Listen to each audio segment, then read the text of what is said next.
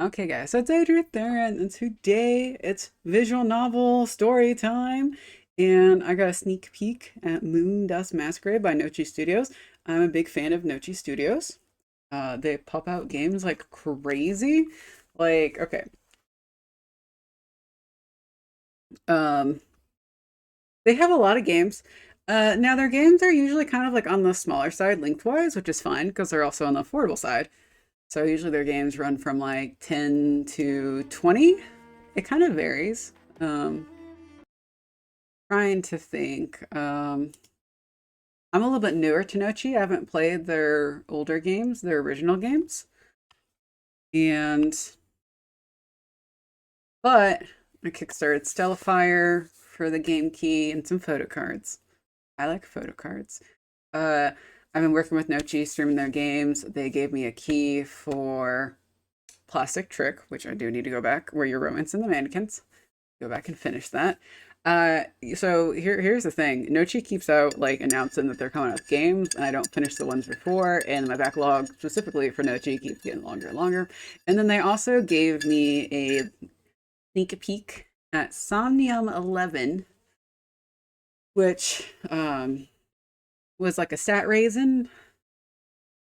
Yeah, I guess stat raisin is what I would say. Hey Rain, thank you. Thank you. So it's story time. This is story time today. Um, I got to do a sneak peek of Somnium 11, which I still need to purchase, which I don't have the money to purchase it at the moment.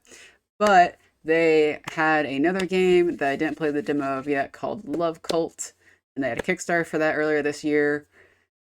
Um, and it's coming out later this year. And now they have Moondusk Masquerade, which is going to come into Kickstarter this month on the 19th. And it's like it's an Otome game, it's a romance, it's a visual novel, it's kind of like a Cinderella theme with fairies and a little bit of Bridgerton mixed in. So they sent me kind of like a little summary of it beforehand, but I'm gonna go ahead and put in the chat that and post a little link for the Kickstarter in the Steam page. If anyone gets interested. But hey, Rain, how are you doing today, Rain? How's your Tuesday going? So, Moondusk Masquerade. And that guy's a prince. I don't remember any of their names, but I think that's a prince. One of these guys is a magician. I don't remember which. But I have a thing for princes, so we're gonna go for him. Oh, hey, Callie. Meow. In about like 30 minutes, I do gotta take a break to go feed my cats, so just a heads up.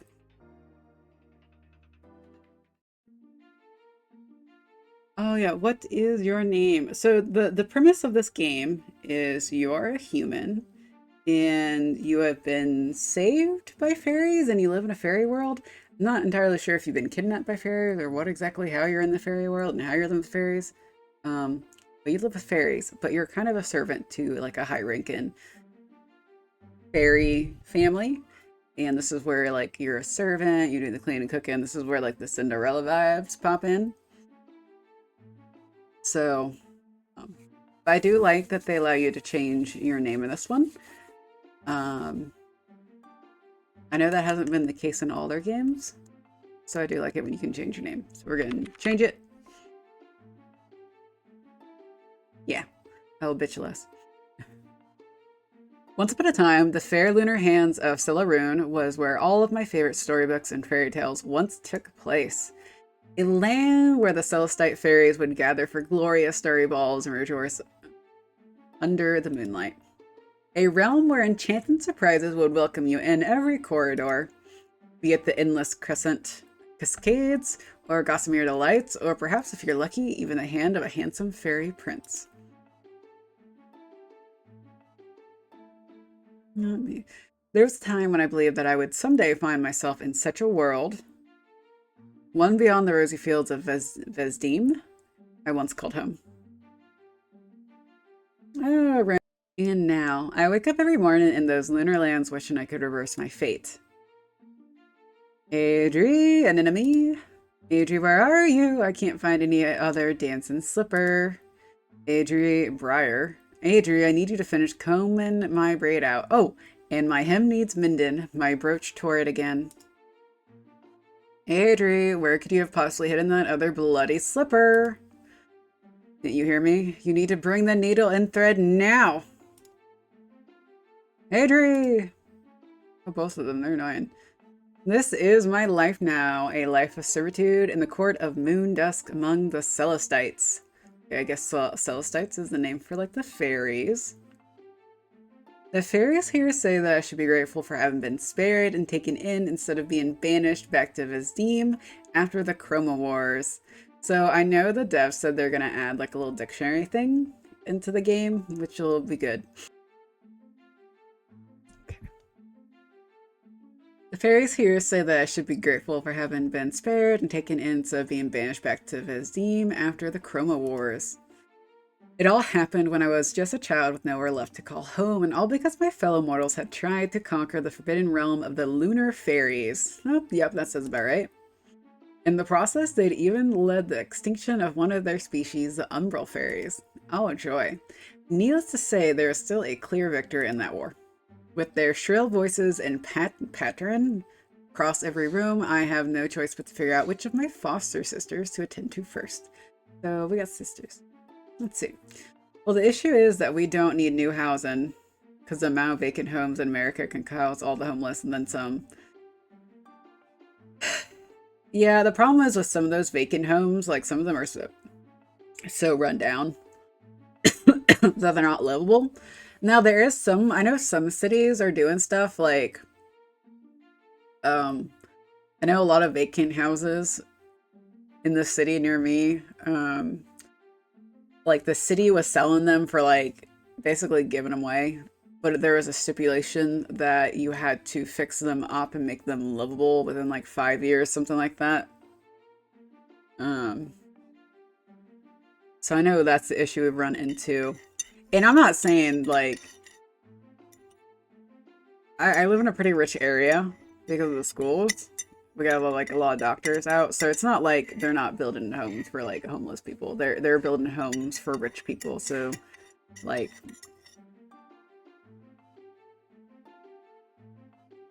probably like, I don't think you can even find houses being built here for under 500K, which like maybe 400K,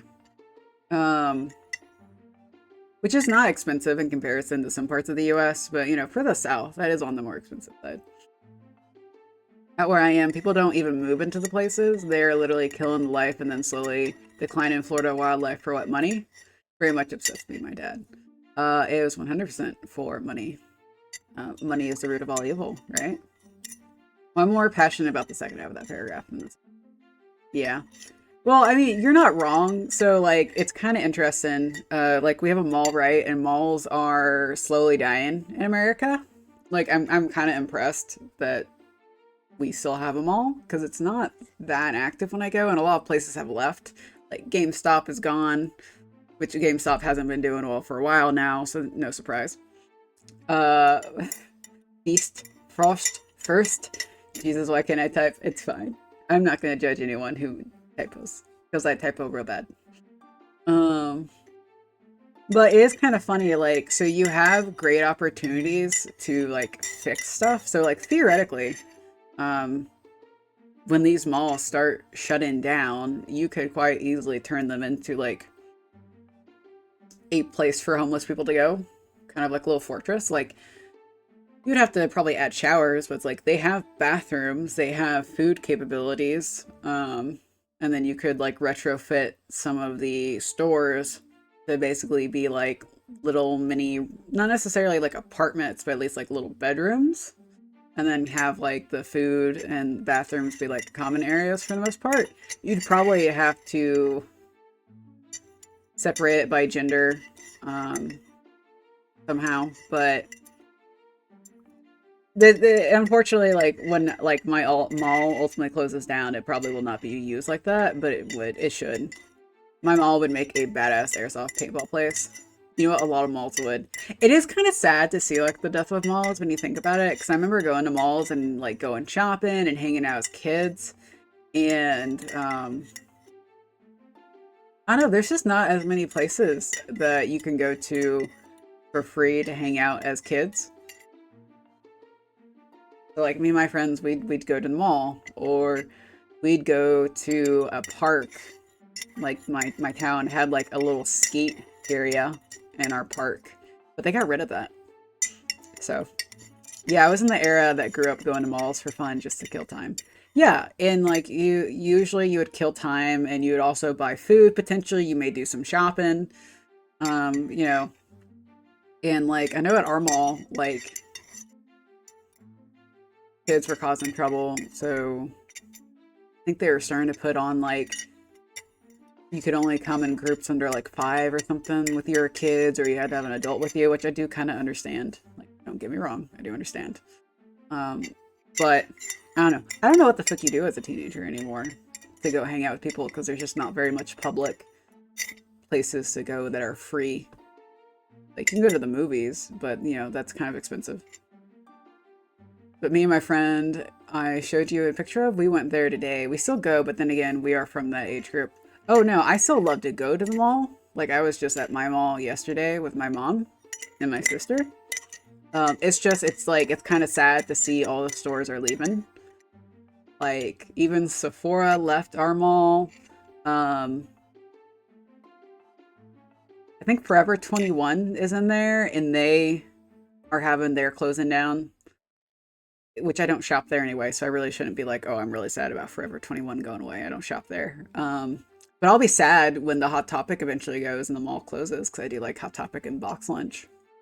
So most teachers now are to the extremes. They're either brainwashed on the internet or they're doing crime, drugs, sleeping around. Our parents were in their 20s. It's pretty much high schoolers now.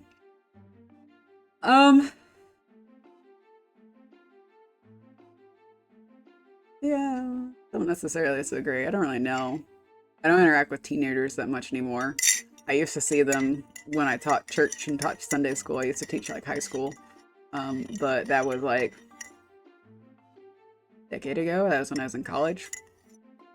So I don't know. I don't ever interact with high schoolers or anything like that anymore. There's no reason for me to. At least in my area. I would assume it does seem to be kind of a recurring problem of what's going on with kids. And yeah, you're right. It makes sense to be like chronically online, because you can be chronically online for free. And like with Discord, like you don't have to see your friend. You make friends across the country. You don't have to worry about seeing them in person.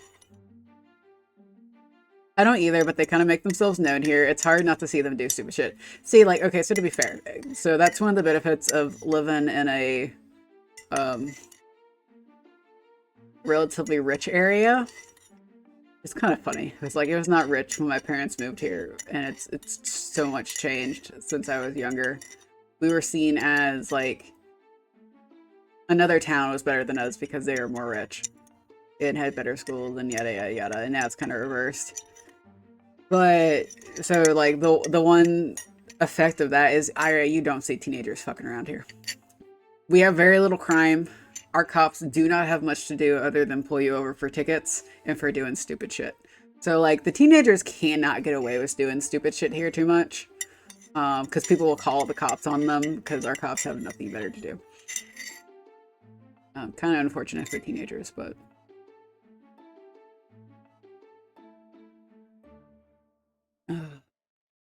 But on the flip side, there are a lot of teenagers with a lot of money here, because there's a lot of rich kids. And even when I was in school, there was a lot of rich kids. So there were like a lot of kids having parties and doing drugs, and doing things they shouldn't in high school. That was just a common occurrence. Rich kids get away with murder. Okay. With their shrill voices and pattern across every room, I have no choice but to figure out which of my foster sisters to attend to first. Choosing either of them first was always going to be the wrong answer, but here goes nothing. I brought the needle and thread, Briar. Which part of the hem needs mending? All of it, really. I keep looking at it, and I never realized that you left it uneven. Just look at that raw edge right there, see? No matter how many times I stare at that hem, all I see is my delicate needlework along a perfectly scalped edge. Are we looking at the same spot? Because I don't see any. Well, of course you don't. You don't want to take any responsibility for it. I knew I should have just pushed Mom to have the tailor take care of it. Why she insisted upon letting you put your grubby hands on it, I will never know. Only Lady Rodera could have stopped clenching her purse as usual, but I've lived long enough with the Obstaries? I struggle with words sometimes. Obstaries to know that that'd be the real fairy tale. Honestly, the last thing I need is to be looking like I've been caught in the wind yet again, right as Prince Callan will ask me to. Oh yeah, so the prince. He's one of the romance options. I recognize that name. I'm gonna romance the prince, because I got a thing for princes. It's like if we're... Oh, I should be having ads soon, I do believe. When the ads start, I'll switch to the Be Right Back screen, and I gotta go feed my kitties. They're probably running around somewhere. But it is food time. The wet food time.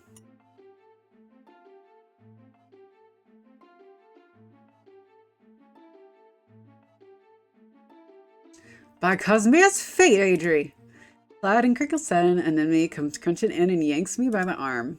Are you spellbound, or do you think you can simply get away by ignoring me? The carriage has already arrived, and I still can't find my dancing slipper. What do you think Mother will do when she sees that I'm not wearing the diamond pair she bought for me to match my mask? Did you check under the table? There's where the ruby slippers were last time. Have the ads started? Okay. There they go. They always take a little bit to get started. Okay, I'm gonna put Bria back, and I gotta go feed kitties. Yep. What did I press? Okay, Adrian. I was bald for a second. I accidentally hit the bald button. But no more bald.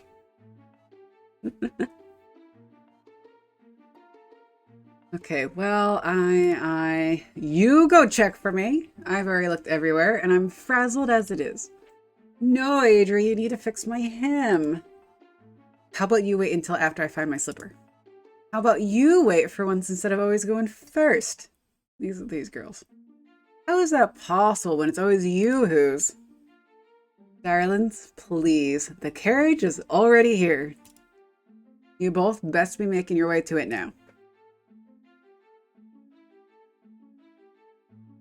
The last thing you want is for the Meadowberry sisters to steal the first dances with Prince Callan as usual. I'll be ready in a moment's breath. As will I, Mummy. I wouldn't dare let Lavender Meadowberry take my spot again. So, by the way, this demo is a very much early access version. So I would be curious to see if the side characters, like Briar in them, are supposed to have sprites at some point. I'm gonna guess no, but I do like it when the side characters have sprites. You'll still have to wait for the second spot once Callan asks me first, though. I will not. Darlings, carriage now. Your father is waiting. As for you, Adri, the sharp breath, Lady Rodera points a single carmine talon at me. Talon? What do these fairies look like? I know I should be afraid of what's to come, but surely it's nothing I've seen before from my so-called foster mother. That is, if she even cares to call herself that anymore. My dear, dear Adri. Nothing bereaves me more than having to remind you what this evening means to this family, especially your sisters. Our attendance to this masquerade ball is not only necessary, but a duty to this court. I'll have you know that if one of your sisters does well for herself tonight, even you might come to reap some of the benefits.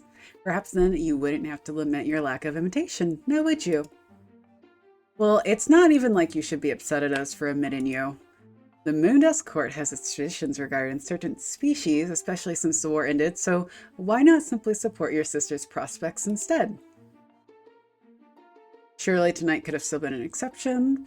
I'll find my own invitation someday. I'll go with that option. I don't feel like pissing off Mommy Dearest, right? Why upset her? Why fight? Well, perhaps I'll find my own invitation someday. Perhaps. Yet for someone who claims to be grateful for being rescued when she did, one would think you'd cease making this about yourself again. With the current negotiations in place, I hardly doubt the court has any plans to change their stance on mortals in Vezim anyway. You're not about to say that you missed that wretched place, do you? One would reasonably miss anywhere they once had pleasant memories in. We have been held captive.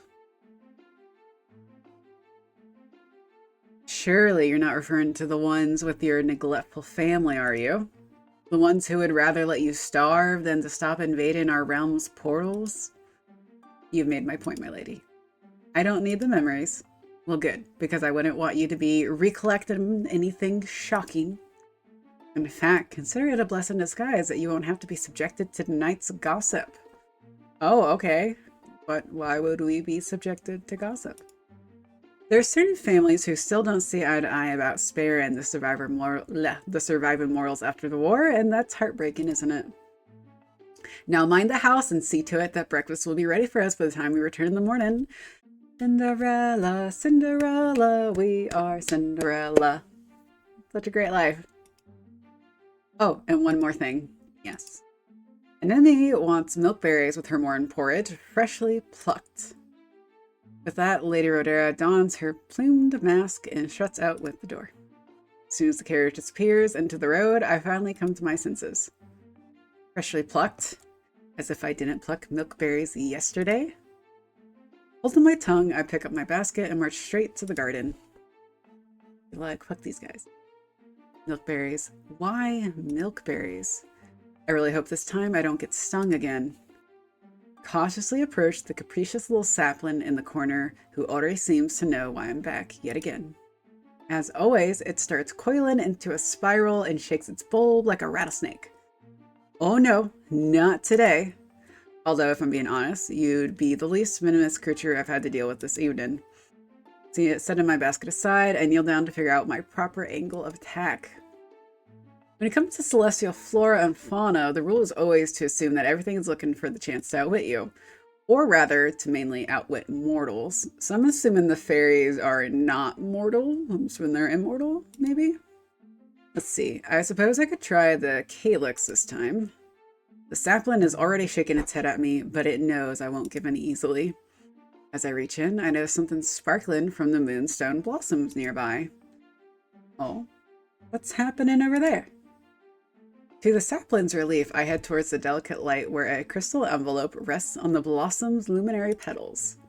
So it is an envelope of some kind, but for whom? I can't tell what it's made of, but the paper keeps catching the moonlight just like the blossoms. Do you think it's because the paper itself is made of moonlight? Who is saying that? We're supposed to be alone. Honestly, I'm not quite sure. Oh, I saw that once, but I don't see anyone else in the garden. Where did that voice come from just now? Maybe going a little crazy. Maybe it worked a little bit too hard. From the messenger, of course. Down here, Adri. Down by the door? No, down here, right beside you. The largest moonstone blossom unravels its leaf on my hand. They said I'd find you here to deliver your invitation, and I believe I just did. My invitation? To where? To the Moondusk Masquerade Ball, of course. Didn't anybody tell you that it's tonight? I keep waiting for someone to come out of the bushes, but there's no one here but me and one very loquacious flower? I don't know how the fuck to say that. I take it this is your first time to the ball, Adri. They say tonight is going to be a special one, perhaps even fortuitous. Prince Keelan is expected to choose at least potential suitors to dance with. That's 3 dances, 3 chances to lose yourself in those midnight eyes. Oh, I like midnight eyes. I like princes, so I'm here for it. Nochi's last game I played had a prince. I really want to get Somnium 11. I don't really have the money for it right now, but I really do want to get it. Those brooding eyes, you mean? I've seen Anemone and Briar sketches of him hidden under their pillows. Well, I say he might not be so brooding once his special guest arrives tonight. The flower keeps gleefully pushing the letter towards me, its petals rustling under the shimmer and moonlight. Go on, it's your time, Adri. You can come out now, Nemi. This has to be a mistake. Oh, how come? You are Adri, right? The foster daughter maid of the Starry house? Well, more or less, but I'm also you're a what? I'm also simply under the impression that guests like me aren't allowed to attend? Or has that rule since changed? No, not exactly, but since when have their rules ever applied to creatures like us? What they... Oh. What they don't know won't hurt them, for now, that is. Then again, the war has left my petal friends with some choice opinions about Celestites anyway. I never realized that the fairies had also waged war with their very own flora. Ah, well, that's a tale for another day. I should consider myself lucky that you're paying this much attention to me, but I'd also be a menace if I don't send you off already. As much as I'd like that, I don't have much of anything, let alone for a ball, unless you consider a basket a respectable accessory. Oh, well, how about I sort that out for you? That way you can't give me any more excuses. All you have to do is pluck one of my petals. Won't that kill you? Nonsense, I am a strong one. Now just pluck a petal and fold it into the letter. Then hold it out into the moonlight, and before you know it, second I give my offering to the moon, the thin silver wisps start binding onto my clothes. It's pumpkin time. We're gonna go to a ball. We gotta have a pumpkin carriage, right? Right? It's Cinderella. Where is my pumpkin carriage? A euphoric light soon overtakes me, adorning me in a silhouette made of stars and tiny moonstone blossoms. It's not until the flower gives a delightful laugh that a glittering mask graces my face and seals my fairy disguise. Looks like someone's finally ready. I'm quite pleased with your mask. I'd say it's lovelier than any of mine. How is this all possible? I've known of Celestite magic since I was brought here, but the Obstaries have never been capable of something like this before. If you're the messenger, then who sent you here? Oh, didn't I tell you that you only have so much time? Right, at this moment, there's a ball missing the one guest they don't realize they need the most. So go on, Adri. They're waiting for you. As the flower playfully laughs, I spot a floral carriage. Oh, it's a floral carriage instead of pumpkin carriage. Still acceptable. Already waiting for me in front of the manor. For all the times I wished upon the moon to change my miserable fate, is this really how it's finally sending its miracle out to me? Will it really come down to a flower, a mask, and a single night to unravel my destiny under the moonlight? Yes. Even before the carriage comes to a stop, the first glimpse ahead of the decadent sapphires of Astrelios leave me speechless. For years, I've grown up listening to Briar and Enemy gush about the royal family's palace. Eventually, the topic would always lead back to Prince Callan's enormous asset. Oh, what kind of assets? What kind of enormous assets does he have? What are we discussing here? His eyes? His money? Something else? Although they'd often bigger about which ones. But now that I'm finally here, I'm realizing that their tails pale in comparison to the majesty before me. I step out of the carriage as masked guests show their invitations to the guards at the door. Not taking chances, I wait until they're busy with another family for me to glide past them and head for the silver stairs inside. At once I'm looking into a world of twinkling gowns and heaven wisp masks. Their glorious facades bear no hint of class nor sensibilities, even for that matter, as I can barely tell whether the boisterous mothers who are pushing their offspring to go fill their dancing cards are either peasants or nobles. I'm starting to see a pattern between the Starries and the other noble families of this court. However, they're still considered tiers away from the highest class in attendance tonight. I make the mistake of turning around right as a guard spots me from the staircase. Oh no, surely he knows. I don't waste time searching for a corner to hide, but if only I can make it past this crowd. The guard picks up his pace, refusing to lose sight of me. Despite my own mask and borrowed wings tucked under my luminescent cloak, guests are also beginning to look my way. I kind of want to know what we look like, to be honest. I would love to see what we look like. Soon, Lady Rodera might notice too, or worse, you there in the silver, where's your invitation? We can't let you in without a... Ooh. Elastromeria? I'm guessing here. Argento, what has the court told you about Scarin, our special guests? Guest? Is she yours then, oh wise Alstromeria? If that's what it'll take for you to return to your post, then yes, absolutely. Well, go on then. Can't you tell that you've already frightened my guest? With her regal cape swishing behind her, the masked magician gracefully offers me her arm. Okay. So this is a magician. Come along. I've been wondering when you'd arrive. I was even starting to get a little worried if you'd lost your way. You've been expecting me? Appears that you're my guest now, aren't you? As the Grandia Stella of this court, I was indeed told that I could invite whomever I desired. Funny how that works, isn't it? Chuckling to herself, Alstromeria sneaks a glance at Argento. Once he finally turns away, she drapes some of her cape down my back as we walk together. Ah, it's always so amusing when he knows he has to give up. As you see, there's nothing fearsome about Argento. You simply have to know how to give him your most affirmative voice, and he'll assume anything you say has come from His Majesty's order or mine. Oh, okay, we're going to need that for later, I bet. We're going to have to, fool that guard at some point.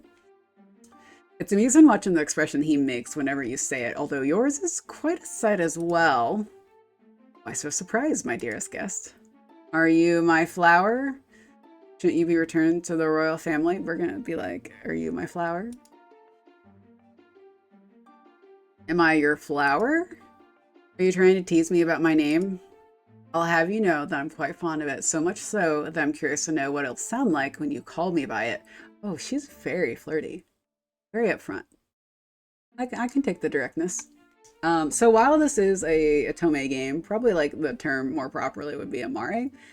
So this does have, I think it's 2 guys, and then this is the lady, the female romance.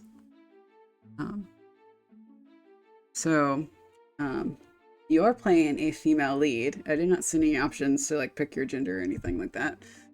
So I'm assuming that is not going to be added in later. But so female lead, and there I believe are 2 guys to romance, and then this lady.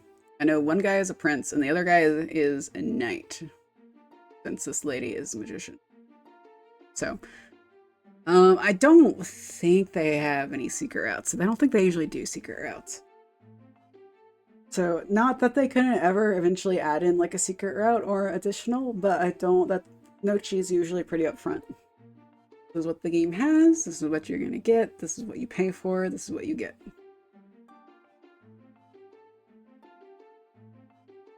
Shouldn't I be calling you by your court title, Grandia Stella? Perhaps you should be when we're among other officials of the court, but I don't mind if we made this our first little secret. Very flirty. I do like her design. So I'm not usually into the ladies, but I could see being into this one. Just saying.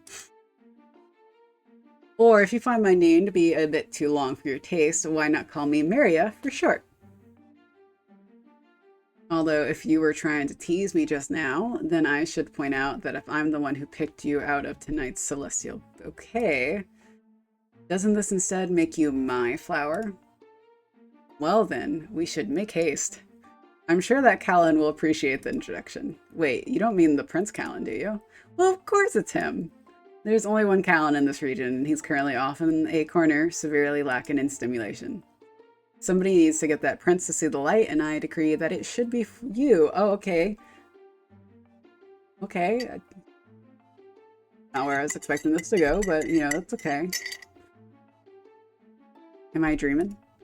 I couldn't possibly have heard her say that I'm going to be the one to save his knight.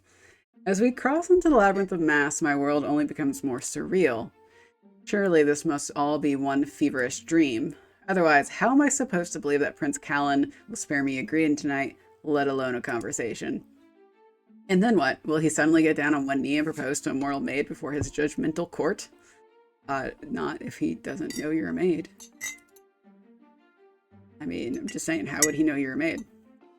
I even let myself believe that the Aberstaries would set this up for their own cruel amusement, but who else would do such a thing?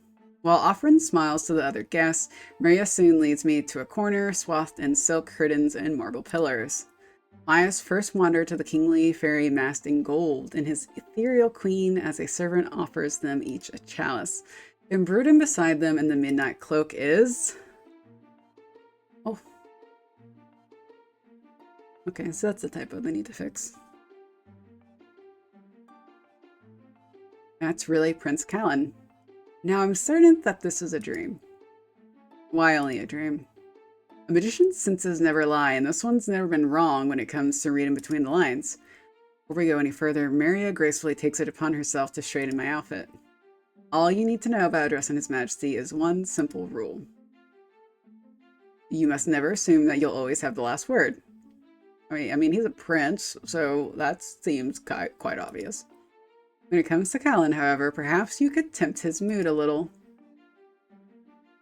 What would make you tempt fate? I'm so nervous that I wish this really was a dream. What would make you tempt fate? Well, I don't mind a little temptation every now and then, but being the kind of fairy I am is both a blessing and a curse. As a magician blessed by the flower clock in the heavens, I know too much to ever be surprised, and too little to ever be wholly satisfied. And again, Maria gently brushes a stray lock of my hair back and thumbs at my earring until it catches the light. I ought to be telling you to set your sights on someone grander, but that smile might just be enough to turn me a little selfish someday. Ooh, that's very flirty. I do like Nochi's games. They're always very flirty. It's also like I play a lot of Otome games, and a lot of the ones on the Switch that I've played recently haven't been overly flirty. But Nochi ones I feel like are like a good mix of like flirty and adult romance. I can appreciate it. I'm so fucking behind on my games though. I still haven't finished Hanakari. I've had that for like a month and not getting done anytime soon. Okay. Maria finishes off by gently flicking the pearls hanging off my mask. There, now you look perfect. Perfect for whatever destiny awaits you. With the wave of Maria's hand and the servants welcoming us into the private royal circle, I want to trust Maria, who I've just met. We don't know this person, but we're going to trust them anyway. That this isn't a dream. But how can someone explain being within King Callus and Queen Calmine's presence like this? I'm even well aware that not just anybody gets to meet with them at their leisure. Not even the Oberstaries have mentioned sharing anything more with them than a greeting before. Spotting us, the king and queen beckon us with matching mysterious smiles. There you are, Maria. We were just wondering where you'd run off to this time. Don't you see that she's brought a guest? A lovely one, as it seems.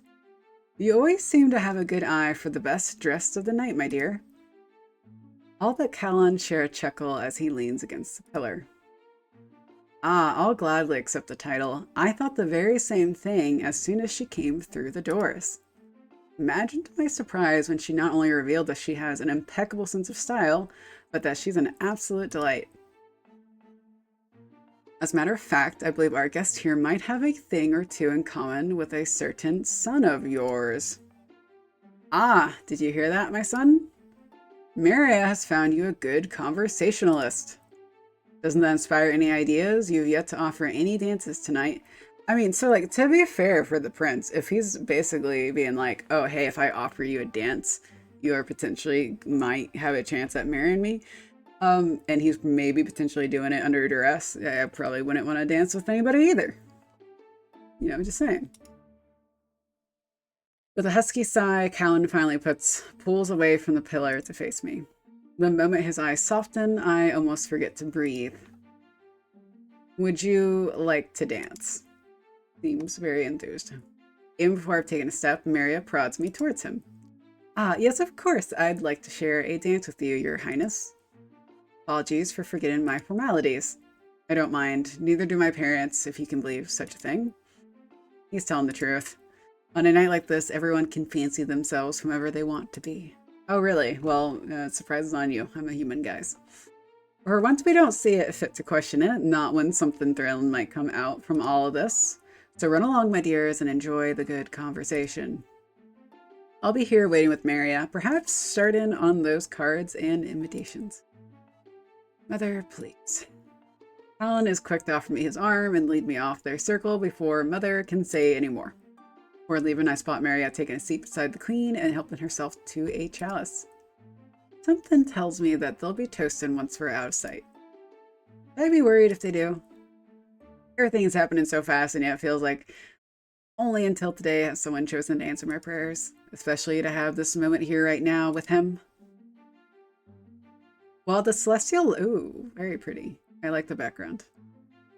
Purple flowers, I love. While the celestial lights and ornaments inside the palace are sights to behold, the gardens are the true wonders of this sparkling night. The more I see of this palace, the more it's going to be harder to tear myself away from it. No matter what Maria thinks, I'm still convinced that this might be the only time I'll ever admire this realm in the way I do now. For as heavenly as it is, it's not without its grim reminder of what could have been lost at the hands of mortals, and why this place will never welcome us. We should be safe here from Water and Eyes for now, or rather, my mother's. And perhaps Maria, although she's not at all like the rest of us. Oh, so, Your Highness. Some of us wear our masks for one night only. Others wear theirs all the time, that they might as well be etched into their faces.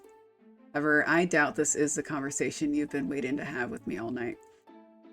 So I know the dev mentioned when they sent me the key, because this is like a very early access look at the demo for the game, that they are planning to implement sprites with the masks. So by the time the Kickstarter happens, which will be like March 19th, they should have that implemented. I need to stretch real quick.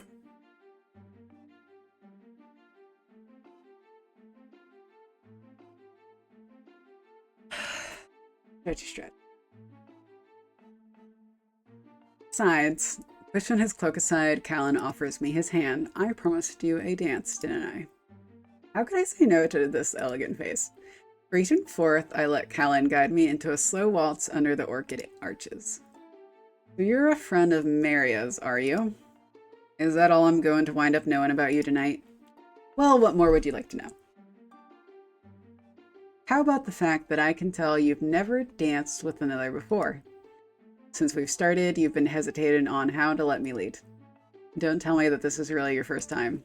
It is! I'm a pauper! I'm poor. I'm a servant. I'm a human. You found me out. What would you say if it was, Your Highness? If it is, then I'd say you have more courage than I do in that aspect. In spite of many lessons my parents have put me through, I still don't think I can dance as well as half of my last partners claim that I do. The only thing I'm grateful about all those lessons is that means I can teach you. Now let me be the one to lead. So commanding. Oh, I do like commanding as a thing. He's so commanding, but there's a softness in him that's finally coming through. No matter what he says, he is quite a skilled dancer. One would have to be to guide me into such a spin. See what happens when you let me lead. Although I should admit, you have a keen sense of timing, maybe better than I do. You don't have to flatter me too much, Your Highness. I'm well aware that I still have so much to learn about this court and dancing in general. Ah, so that's why I haven't seen you here before. Tell me, are you from the Sunbloom Court then?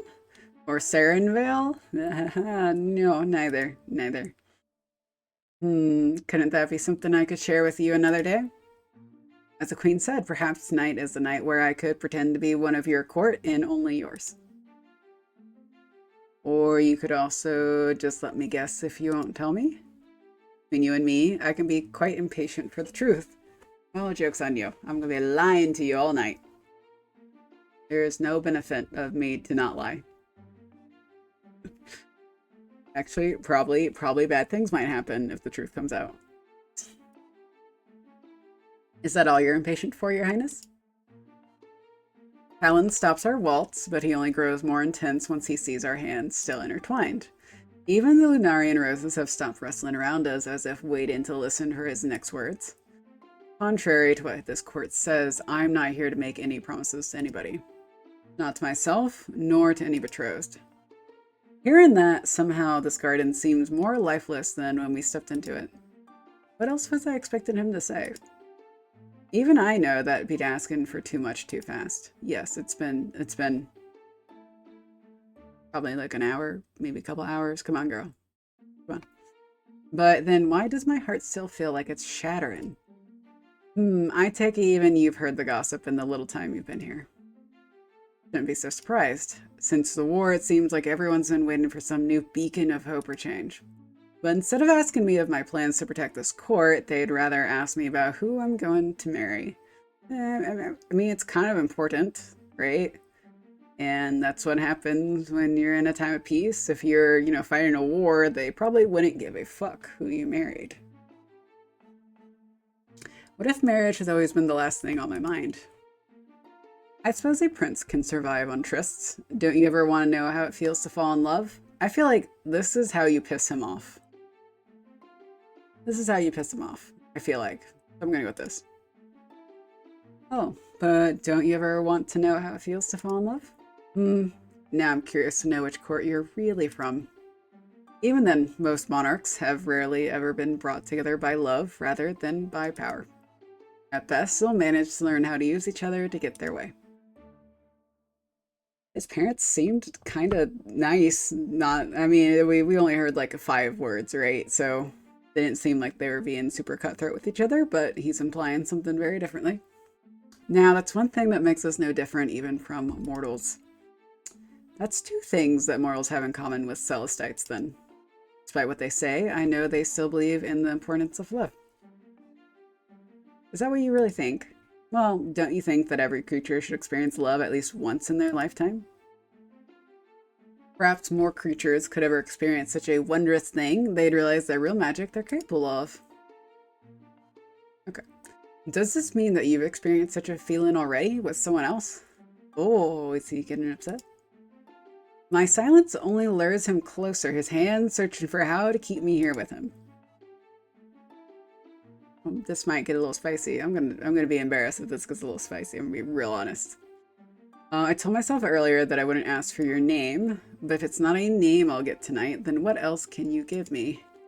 Will you at least tell me why you feel so familiar and yet realms apart from me?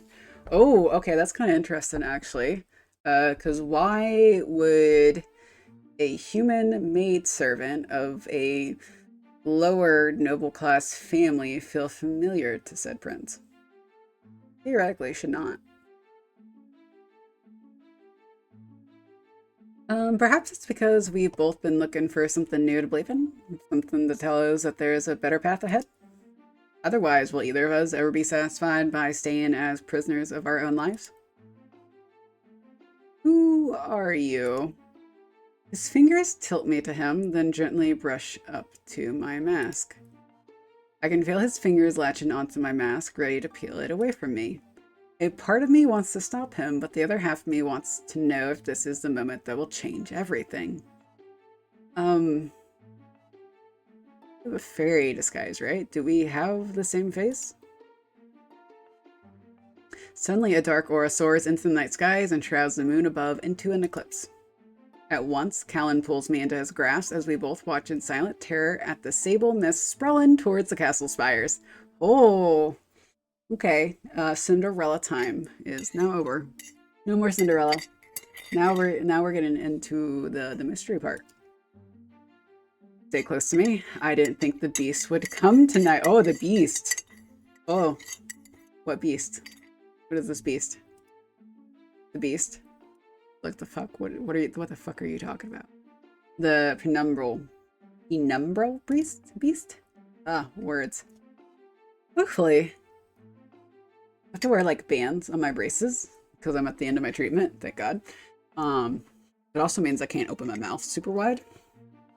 And it's hard. It's hard to speak and say words. But hopefully, like in less than a month, my braces will be gone and the bands will be gone, and I'll have a splint and it won't be grinding my teeth no more, and maybe I won't be living in motherfucking pain all the time. Be like do pain all the time. Oof. Gotta stretch again. Okay.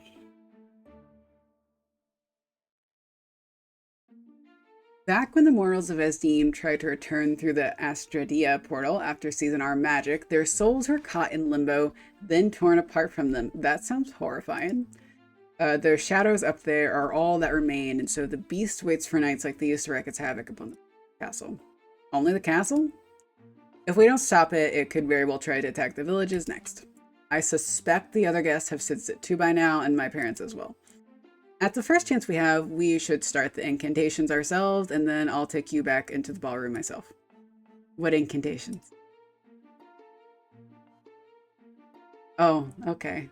Is our secret gonna be out? How do you not know your elemental rights?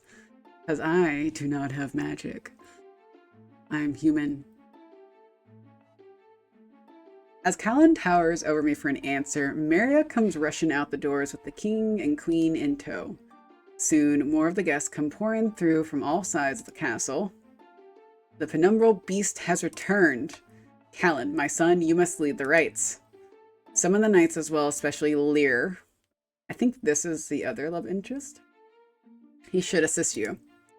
Why Lear? I'm already going to commence the rites myself.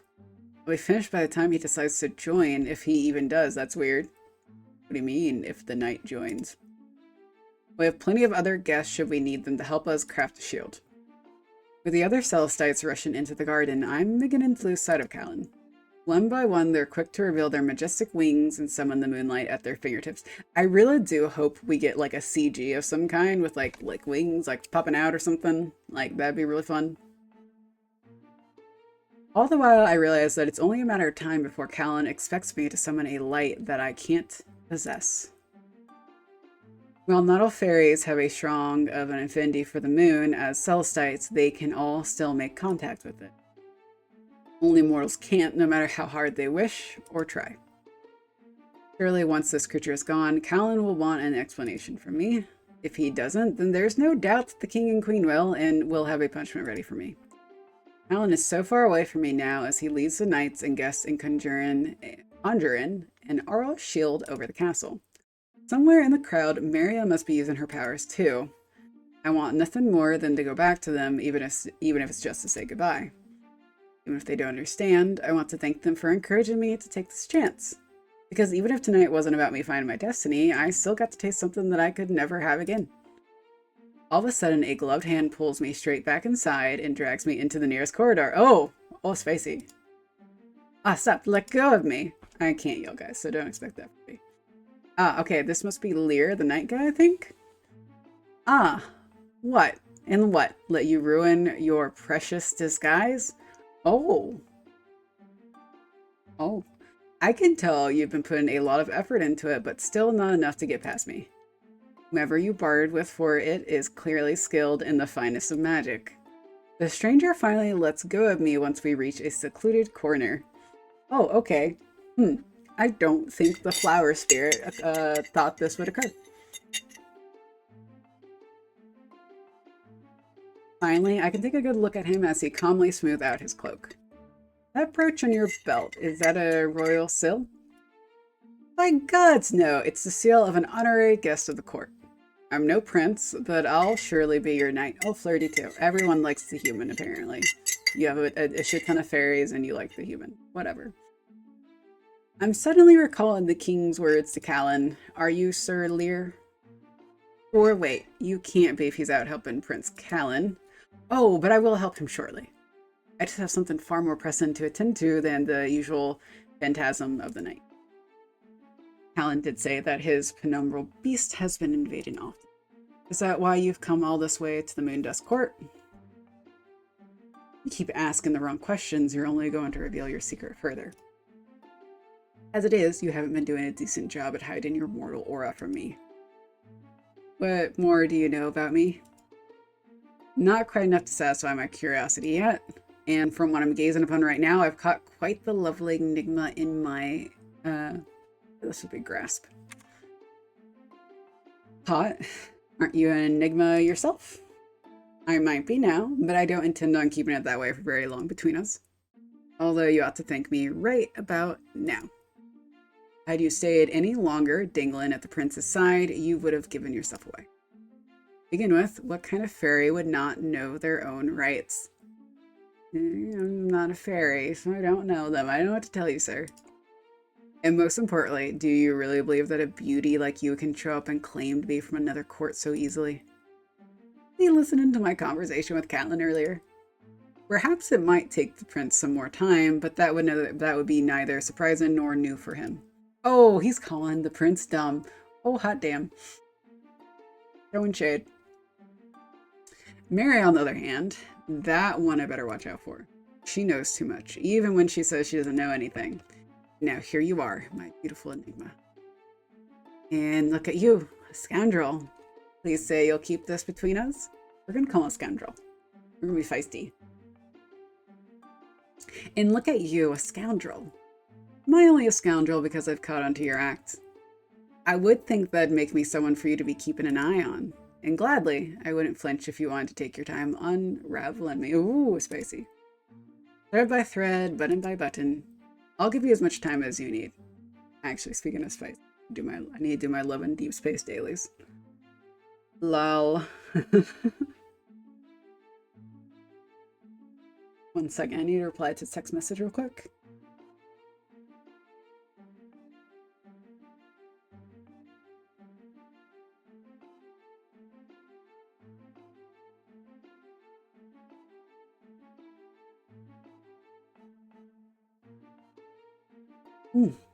Excuse me. But, okay. Rich. No. I got distracted by the text message and I didn't open Love and Deep Space. I need to open that up. So I'm a newer player of Love and Deep Space because as a whole, I think gacha Otomes are bad because they're expensive. Like the money you pay to get like a maybe 30-minute to hour card in Love and Deep Space, you kind of would be better off just buying a regular Otome game, or you could probably buy like 5 indie Otome games off Steam or itch.io.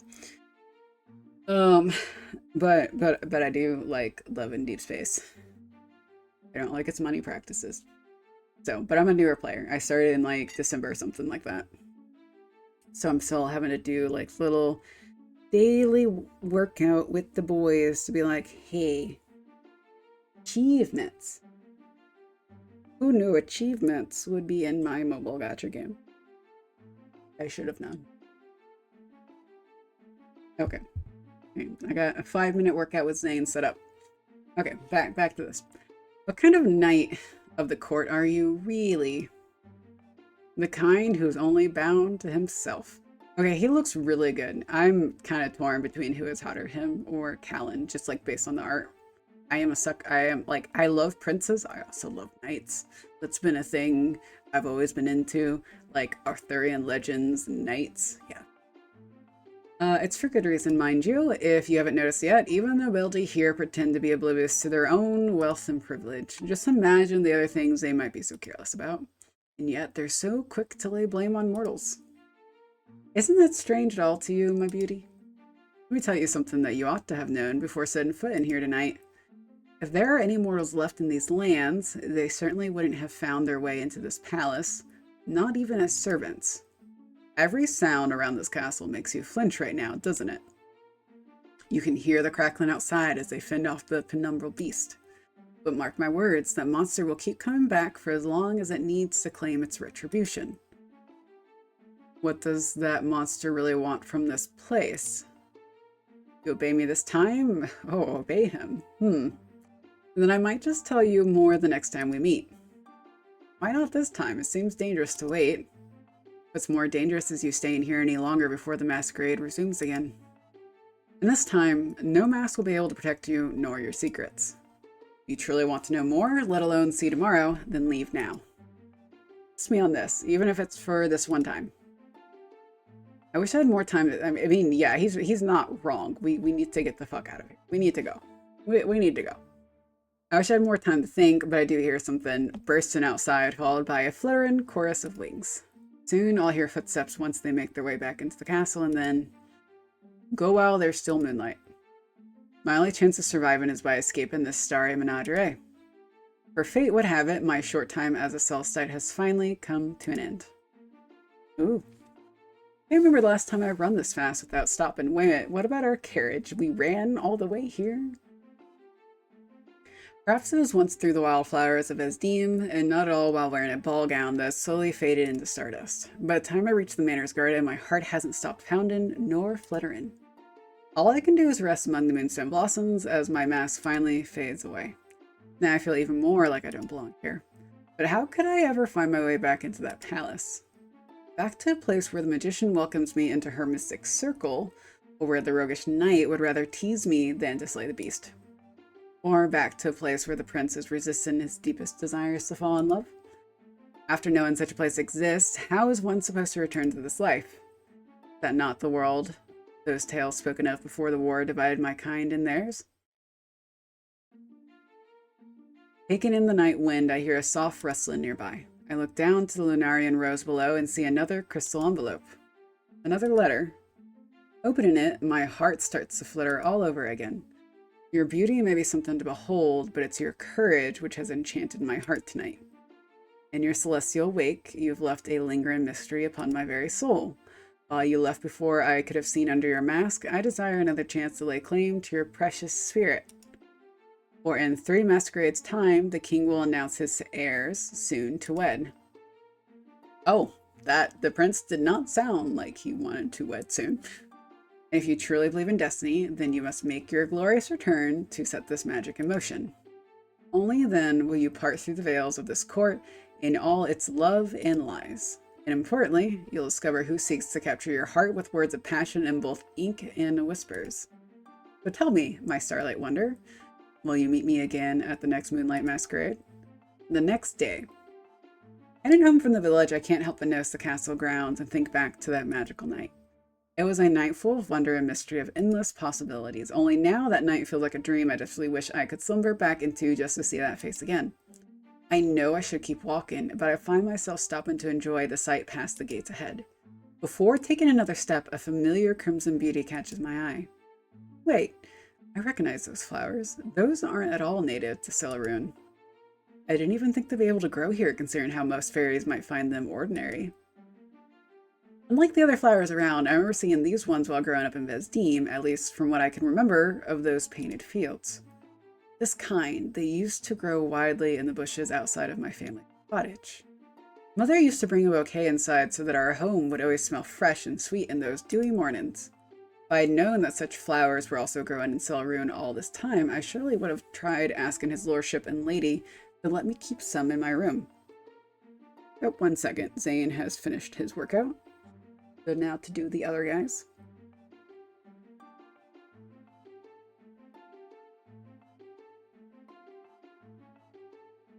Oh, Xavier is next. Also, I gotta remember, I gotta do my Nikki dailies too. Enfold as my money. Oh, and I still, like, later tonight, I need to do a Final Fantasy. I need to do some Final Fantasy PvP. It's awful. But I gotta work on it. I gotta get the Battle Pass and the Mog Tomes done before the patch. Which I don't think they've announced when the next patch is. I know it's not. I'm pretty sure it's not next Tuesday. Because I would assume I would have heard about it by now. I don't know. But yeah, whatever Saturday comes after the patch update, I'll probably stream and do the MSQ. Then again, why would this royal family be keeping them in the first place? Reaching the gate, I try to get a closer look at the petals in full bloom. Just because they don't glow in the moonlight doesn't make them any less extraordinary. After all, a rose is still a rose no matter from which land they're from, isn't that right? Only I could let this one grace my bedside table right beside my books. To my surprise, one pushes all it takes for the gates to the grounds to swerve open. Oh. Even if someone notices me, how would they know if I've made it a habit of breaking the rules lately? Most of them don't even know that I was among them that fateful night, let alone what this rose truly means for someone like me. Especially for someone who they've said doesn't belong here. I reach down, searching for the most beautiful rose of them all. Do I take this one or this one? I'll take this one with the The prince's deep voice comes rumbling from behind just as I'm about to claim the rose with the most velvety petals. You'll be taking none of them. In a swift move, Prince Callan catches me by the hand and raises it high between us as I clutch my basket to me. Please, your highness, wait. Wait for what? For you to steal what's mine? Well, if you're not going to at least let me explain. No, you listen to me. As Callan yanks me back towards him, I unceremoniously land on his chest with a thud. This isn't how we're supposed to meet again. Thank goodness you're at least warm. Oof, thank goodness you're at least warm. Huh? Warm? At once, Callan pushes me back by the shoulders, determined to create more of a distance between us. Why would you think I'd be willing to offer such a thing to a thief like you? I don't know, because these flowers might be really rare. I'm wondering if maybe he, like, knew humans or something and got the flowers from them. Maybe he knew you early on in your lives. I don't know. There's gotta be something more to this, right? For someone trying to be so cold, I simply wasn't expecting your touch to be so warm. Once my words dawn on him, Callan completely releases me from his grasp. As much trouble as I may be in right now, those seconds spent in his arms might just be worth the punishment. How else would I ever get the chance again, even if his patience is wearing thin while under these stars? Do you seriously think this is all a game? This is far from a social call, you know. Oh, I do know, but wait, come here. Before I can ask, Callan gruffly pulls me out of the shadows and into the moonlight. Yes.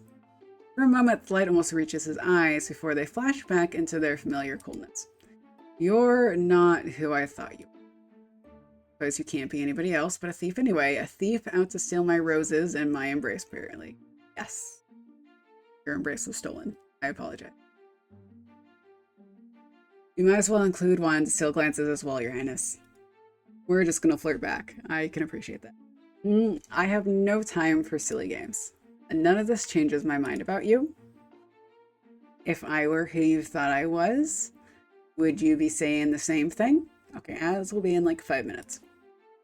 I can assure you that if you were such a person, you would have known better than to cross into my territory in the first place. Well, joke's on you. You're wrong.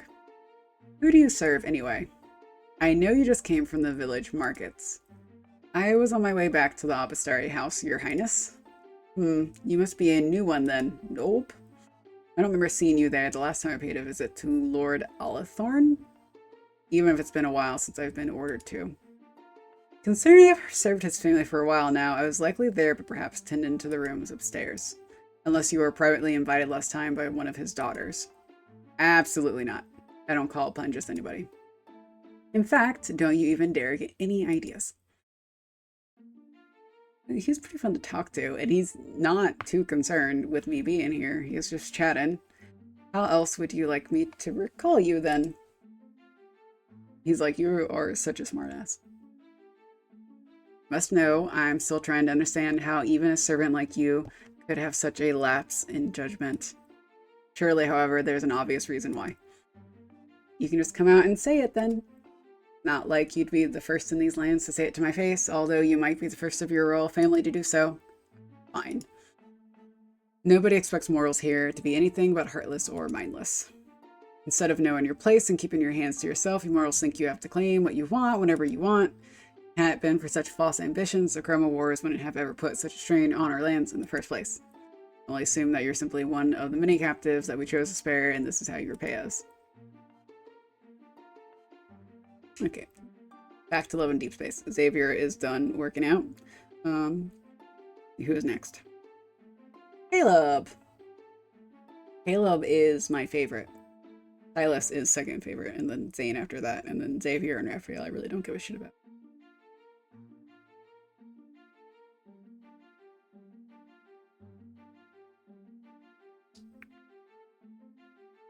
Okay, but I have been repaying you all day, every day, and every night with my life. Clearly you haven't been paying enough. Then perhaps I'm simply guilty of the same passion you seem to share for your roses, Your Highness. Would you really consider such feelings a crime? Before you can answer, we both hear the sound of footsteps marching in the distance. The guards have probably caught wind of my trespassing. Either that, or the prince's parents can't stand losing sight of him for a minute. They're checking the southern courtyard first. Next, they'll start coming this way. Do you think you're fast enough to escape them? Unless you let me go, then I have no other choice but to run. So there'll never be a scenario where you'll accept the consequences? Consider your temper, I believe I have already. That said, I would do this all over again for a chance at a rose that reminds me of my homeland. As I prepare to turn around and plan my escape, Callan doesn't waste time yanking me back to him. Where do you think you're going? We aren't finished here. What is it going to take to keep you away from what's mine? I don't think I could stay away. You could give me what I truly want. You could give me a taste of your mercy.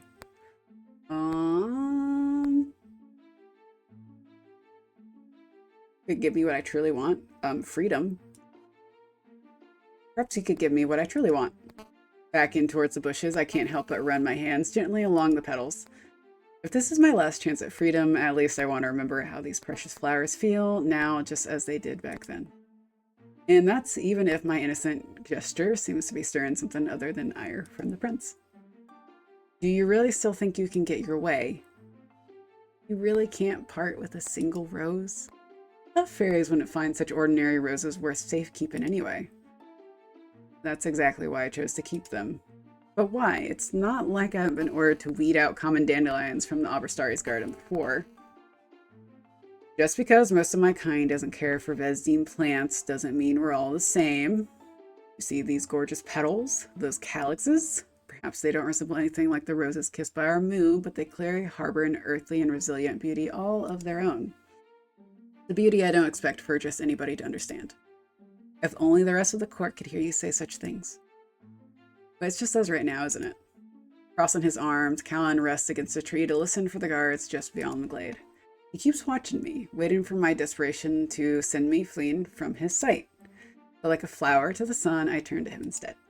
Why am I starting to think that you're here for something other than a rose? With the footsteps growing louder, Callan stops in his tracks. Get behind me, now. But your highness, didn't you just say, get behind me, now? The guards are spinning this way, desperate to find their intruder. Just before they emerge from the mist, Callan presses me to his back with a hand tight on mine. There you are, your highness. Have you seen them? Seen who? The gate was broken into just now. Oh, please, it was pushed. Not broken into, come on. It just opened. We've yet to catch them, but we suspect they must still be nearby. Isn't there a chance that it was all just some town scoundrel like last time? Careless peasants, always playing games and tossing sticks into my rose garden. Peasants or not, we should still be keeping an eye out, your highness. We don't want the villagers thinking that these grounds are public, much less for their mortals to be getting any ideas. I wonder if it's too late for that. What was that, your highness? Nothing. Nothing that would aid your efforts, I suppose. He says it's nothing, but his touch is saying plenty. Not just on me, but on the roses too. Holding me in place, Callan turns his body just enough for the guards to cast a glance at the unassuming bush. Okay, ads have started, but I'm going to continue on anyway. Sorry. I think you'll find that there's no one here but me. If there were, you best know I would have taken care of them myself. That is, unless you and your men dare to question my capabilities. Not at all, your highness. We just can't take too many precautions in these times, as you're well aware. Well, if anyone's still here, I'm sure they'll be trying to hide out near the southern grounds. Go make sure that they stay away from my mother's lunaria roses in the chapel, will you? Of course, your highness. You heard him, men. To the chapel! Both Callan and I wait silently for the guards to storm off in a line. Even once they're all but a speck near the Queen's Glade, Callan remains on his guard. That should keep them busy. They finally lets go. He plucks the rose closest to me and hovers it between us. Give me a reason not to regret my act of mercy. I think you mean your act of generosity, your highness. If you find this to be generous, then you still have more to learn about me. As I reach for his hand, this rose becomes our sole witness to this forbidden exchange. For a moment, I wait for Callan to put away, when instead he lets the rose fall onto my apron. Oh, sorry. I need to look at lads and switch guys again. I'm so close to being done with the workout thing for all of them.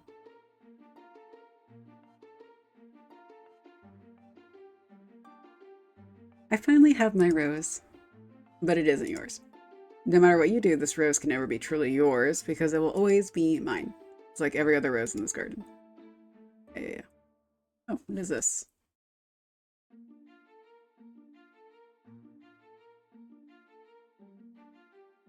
Oh, okay. That is such a good feature to have. Okay. Well, the mortals may say that our fortunes must have smiled upon us that very night. Those blessed by the moon know which celestial forces are truly at work to bring you here to me. I can only imagine how long you've been gazing upon this world as if these crystal doors would never open for you. But fear not, for I will not be the only one. I will not only be the one to open them, but I will be there at the gate to offer you my hand. Why spend time describing the majesties I could show you once I take you on this flight, when we can discover them together, one quill at a time? Should I offer to accompany my sisters to the castle? Should I tear this letter before someone finds it? Let's see if they will let us go. I doubt it, but so they can say no. Okay. When a lady of a noble house has to pay a visit to the court, it's common for her to bring one of her most trusted maids along. On most days, the role usually falls onto Clematis, the head maid of the Aubrey house. But for today, it's been decided that I will accompany Lady Rodera to her tea time at the palace. I was surprised when she even suggested the idea that I would come along with her. She's never mentioned it before, so do I dare ask why now?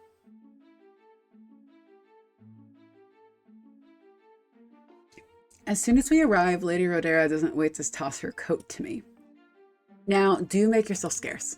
The ladies don't particularly fare well with extra company, otherwise they'll start asking you questions. Wouldn't want that either, would you? But aren't I supposed to be within a room's reach? That's what Clematis taught me to do.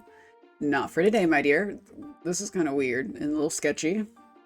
You're to put my coat away and find someplace else to make yourself useful. If the other maids will allow it, why not volunteer in the kitchen?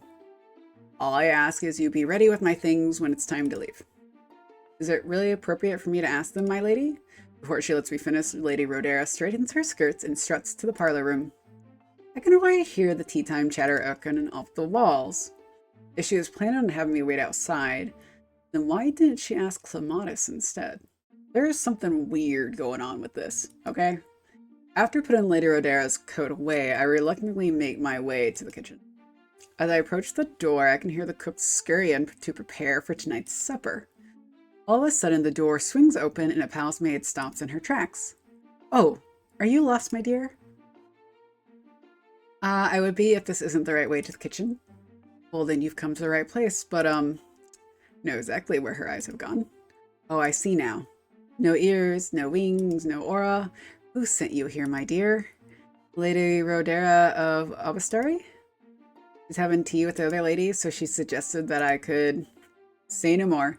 I can fetch you a proper apron in the meantime. You wait right here. If anyone asks, tell them Celinda has you now. I listen at the door as Celinda heads back inside to rummage through some cabinets.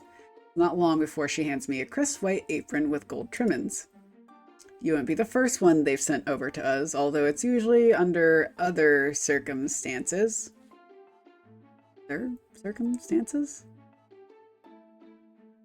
That said, doesn't Lady Rodera have other maids at her disposal? At least one she could openly keep beside her during tea time? Seems peculiar that she'd let you accompany her in public unless she had no other option. Or wait, have the Obastari's fallen onto hard times? Is that it? Let me get that apron for you first, and then you can tell me all about it. I'll be sure to reward you with a little news of the prince as well. Celinda! Can I borrow your maid? Precisely this one? Oh? Since when do you need a maid, oh wise Grandia Stella? So did she know we were mortal? If the night guy could tell, shouldn't the magician have been able to tell we were mortal? I thought that's what you had an apprentice for, and the librarian. Well, I changed my mind for today, and I happen to like this one. I could offer you either saffron or astrophel, but I don't think either of them would be up for serving tea if they're forced to hold their tongues the entire time. So can I borrow her? Well, of course, but I can't deny that I was becoming delighted at the prospect of a new maid. And then again, she isn't mine to begin with. Well, perhaps we should conspire to steal her away from her captors, shouldn't we? Oh, if only we could be so bold. Now then, take her before I change my mind. You're always my favorite maid, Linda. Well, come along with me, my dearest maid. With a spring to her step, Maria guides me deep into the sprawling palace halls. Here we are. Welcome to my domain. Or, well, at least one of them. I have a proper workroom in the East Wing, but the library has the best lighting, in my opinion. I've been wondering when I'd finally get the chance to show this place to you. The other night didn't particularly leave us with much of a chance of anything, did it? No, it didn't. Okay, so the magician did know, and she introduced us to the prince anyway. There's gotta be some stuff going on in the background. There's gotta be some stuff we don't know about yet. So you do recognize me. Well, I'm quite sure I do now. To be fair, I was pretty certain of it since that night. I just know that it's better we keep it a secret between you and me for now. Only for now? Eventually, it could become a secret between you, me, and the moon. You should also know that your abrupt departure left quite a surprising effect on Callan. I've since been assuring him that he should keep his eyes peeled for your next appearance. You are planning on attending again, aren't you?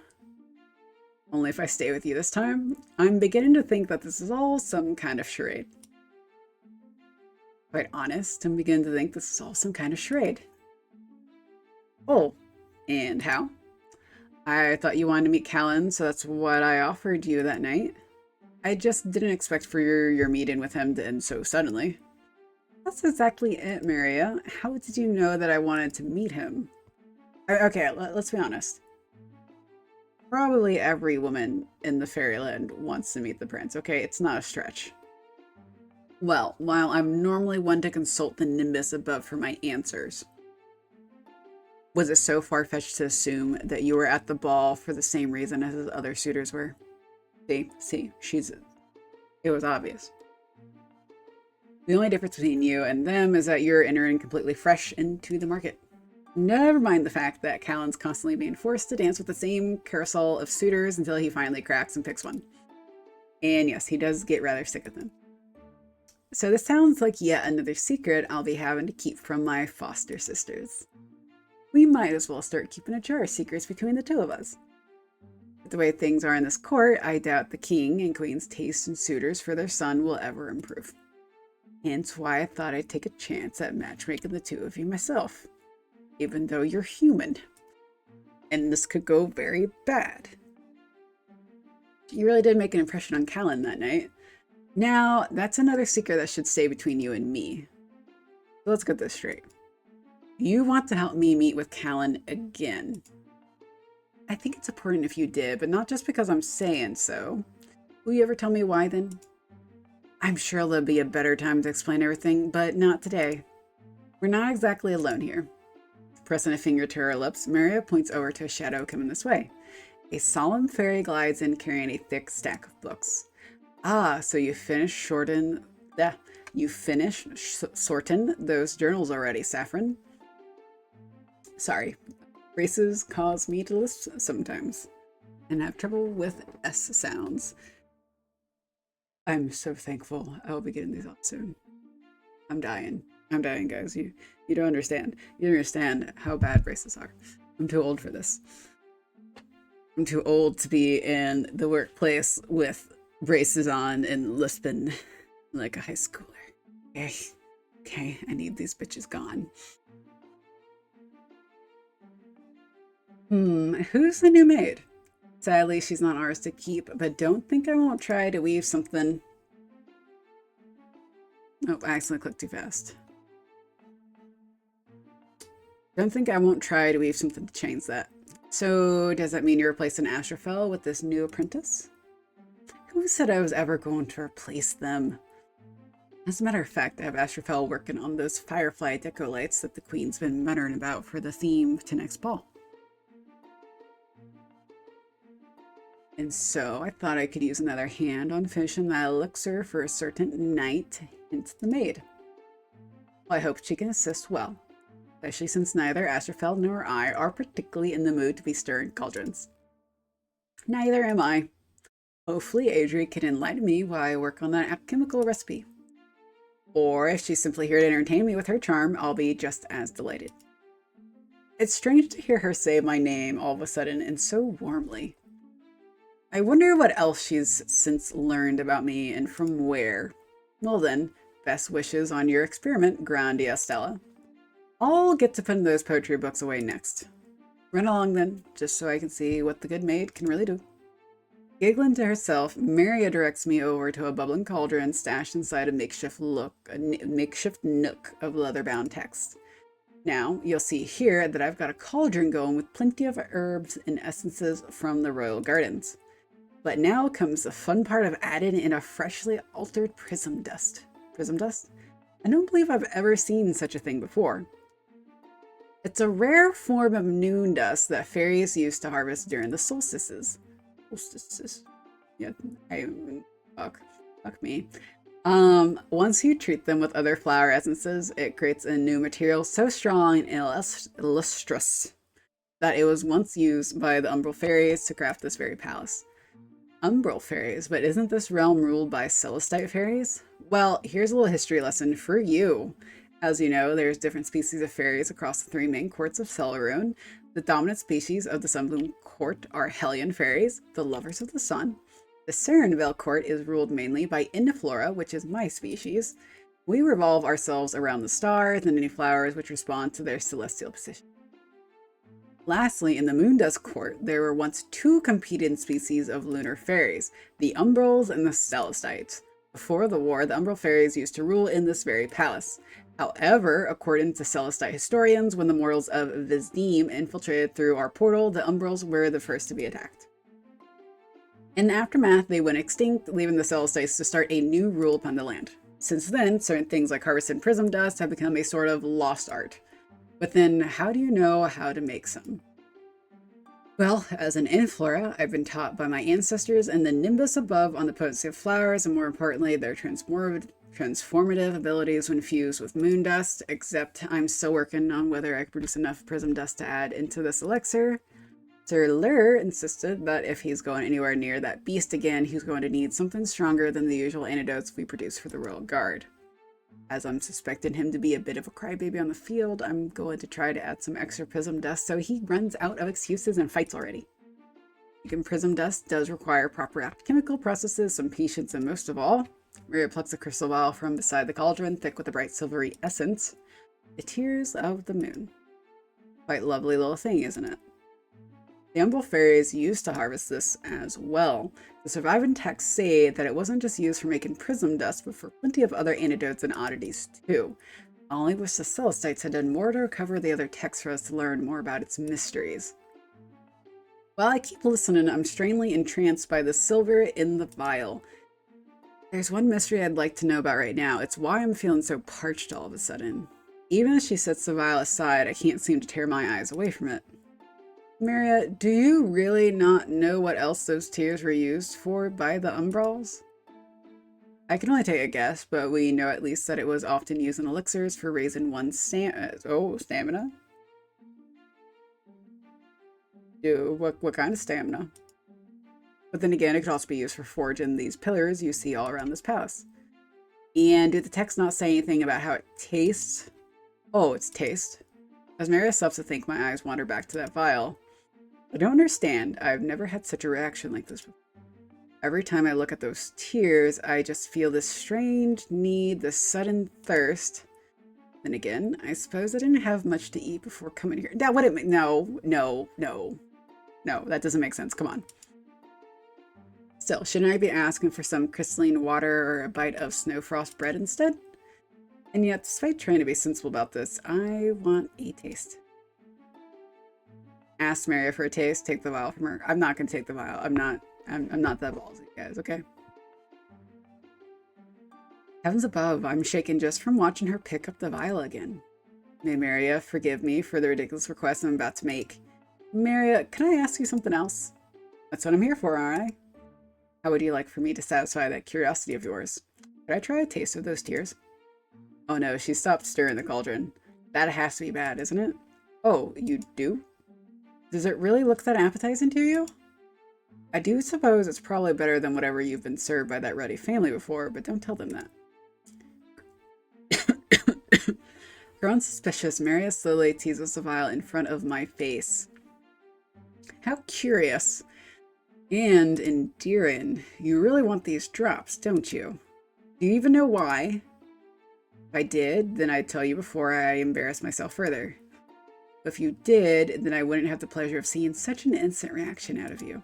Okay, just 1 drop so that I can spare all, right? 1 drop feels like it's all I need. About to be, like, on some drugs. I think we're about to take drugs, guys. As soon as she hands me the vial, I bring a single drop to my lips. A cool sensation spreads throughout my body, not only quenching this rage and thirst, but by bestowing a gentle tranquility within me.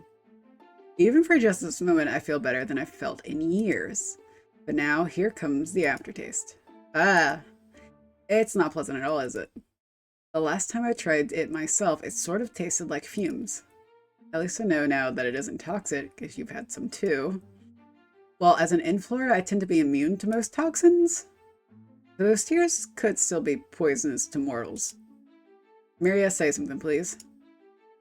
Why should I? I know you'll be fine. If you're a mortal, then those cravings of yours are most likely the worst reactions you'll have to endure for today. If you're anything but mortal, then I would have certain questions. But I will say that I find your curiosity quite endearing, perhaps even bold and brave. I want to believe her, but she keeps trying to sound not so surprised. Dare I call you my favorite experiment of today? Trying not to laugh, Maria sets the vial aside, gently wipe my lips. Ah, there we go. Now there's no more evidence of your mischief. If only I really didn't have to give you back to your captors, then I could really... Suddenly, there's a loud knock on the door. My dear maid, Lady Rodera wants to leave now. Oh, how can that be? It seems too early for anyone to be going already. Not unless Lady Myrtle Charm was also invited to today's tea. Lady Rodera will actually leave. She's also attended and all because of a missed birthday. Once again, the most baffling of creatures are hardly ever mortals, are they? I hope that's something you can remind yourself of until we meet again. Because whenever you're here with me, you should never be afraid of showing me who you truly are. Another letter. I am so happy they added this plain text option because I can't read that. I can, but it's a little bit of a struggle. Plain text. They say the most beautiful flowers in Celarune are the ones that grow precisely after rainfall. With the rain comes the rainbow, and when it makes contact with even the slightest bit of moondust and falls upon the lands, it can restore our nature into its fullest glory. Have you ever seen such a phenomenon before? One that can make the midnight blossoms bloom and blush so brightly. To see such wonder, one must follow a hidden cobblestone path that's not only been blessed by the moonlight, but by your delicate ray of sunshine. If you've yet to see such a wondrous thing, may I be the first to take you there? Should I search for such a path across the village? Should I go find serenity in those glorious rose gardens? We're gonna go to the rose gardens because I like the prince. They're all really good, actually. All 3 of them are really solid options.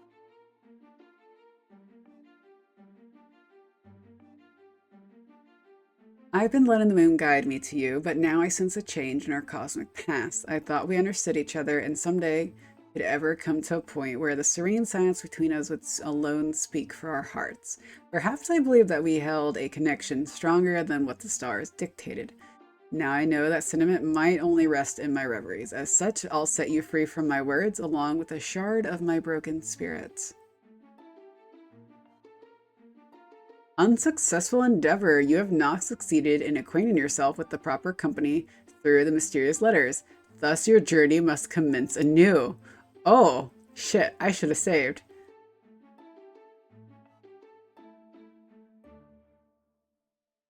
Oh. Skip the next choice or...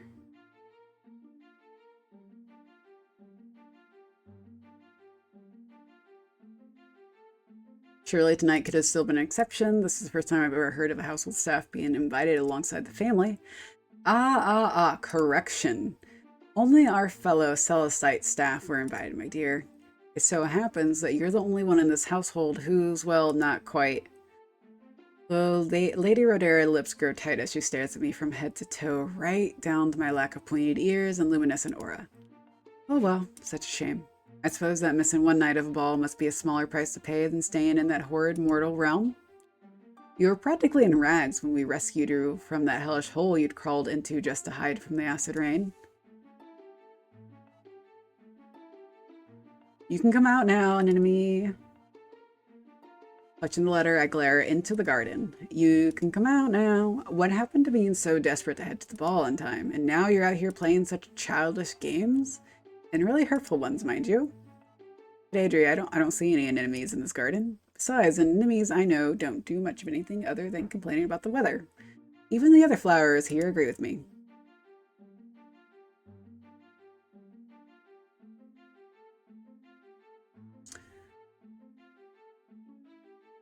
I'm gonna go ahead and pick the option that it should be returned to the royal family. Oh, and why would that be? Well, I only assumed you have your own obligations to attend to as the court's magician. Well, I happen to think that you're quite a central part of this marvelous evening. There, I was wondering whether I should add more starry decor on the walls just to pass the time. And there you finally arrived, brighter than all the stars combined. The nimbus above might call such an instance as fate, you know. My fate now is to become the Grandia Stella's distraction. Really, you don't think I'll be letting you call me that all night? Aw, thanks for the lurk, Chickie. I appreciate it. You're playing Guild Wars 2? Oh, have fun in Guild Wars 2. After talking to you last time, I kind of want to play Guild Wars 2. I don't have time to play Guild Wars 2. I don't. I barely have time to finish like any of the games I have. I keep getting more games. I need to stop getting more games. But make me sound so unamused and not all like me. You always have time. No, Chickie, no, there's not enough time. There's too many games. I'm gonna die before I finish all the games. Come back to Guild Wars 2. I might have to at some point. But I need to get through come to the Silver Waste. No, I've spent so much time in the Silver Waste, Chickie. I played Guild Wars 2 a lot. I've played it a lot. I've done my time in the Silver Waste. In that fucking jumping puzzle. I think that's the Silver Waste. I don't know, the roundabout jumping puzzle? The awful jumping puzzle? Can't remember if that's the Silver Waste or somewhere else. But oh, the fucking jumping puzzles in that game. No. I might add it to my list of things to Willow's making me do it tonight. Save me. Oh no, you're having to do the jumping puzzle. It's awful. I used the guide. It's still awful. It's easier now. You can kind of use your sky scale to cheese it a little bit, I believe, if I remember correctly. I think the first time I did it, it was kind of legit, and I was like, this is awful. I was like, who designed this? I had to do it for some achievement for, like, I think one of the legendary thingies or something. I don't know. Yes, one day I shall go back to Guild Wars 2. But probably not anytime soon. I need to finish some of my single-player games. Like, I'm pretty up-to-date on Infinity Nikki. But I need to finish Final Fantasy VII Remake. That's been lingering. And I need to go finish Dragon Age Veilguard. And Baldur's Gate 3. And Baldur's Gate 3 is going to take me a year. So just, let's be honest, Baldur's Gate 3 is really fucking long. I wouldn't mind doing like a BG1, then a BG2, and then a BG3 playthrough. Just finish Guild Wars 2. Like, to be fair, it might be easier just to finish Guild Wars 2. I'll have to think about it.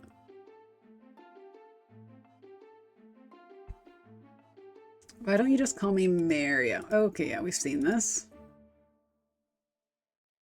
Come hang out with my sexy Norn Dami Mani. Okay, the Norns look great, I'm not gonna lie. I made my Revenant, which is my main character, a human. And I had regrets not making her a Norn. Because the Norn, especially like in the what's light, medium, heavy armor classes, like the Revenant, the Norns have such great armor options. To be fair, they've added some great like glam options in the Guild Wars 2 that I've gotten like off the shop to make my human look pretty. But as far as like free outfits, the Norns have such good outfits. And they're tall. I love towering over people. It's so fun.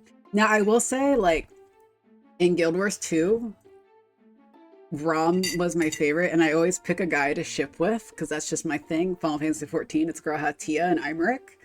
And in Guild Wars 2, it was Traherne, and then it was Braum. And I had my tiny human versus like his giant Norn. It's pretty great. I have fan art of them two together. I'll have to show you sometime. They added a new dress outfit that was so pretty. I bet they did. I made a short Norn. Oh no, see, like when I get the tall, I'm pretty tall for a lady in real life. Like not crazy tall, but I'm 5'7", which is, I was always taller than like the guys growing up. Now I'm like the same height as most of the guys. But so like whenever I get to like, I max the height when I have characters because I'm like, I like being tall. Like even in Final Fantasy 14, I'm like the max height Makote. I'm like just a couple inches taller than Grahatia. It's quite funny. And then just shrink.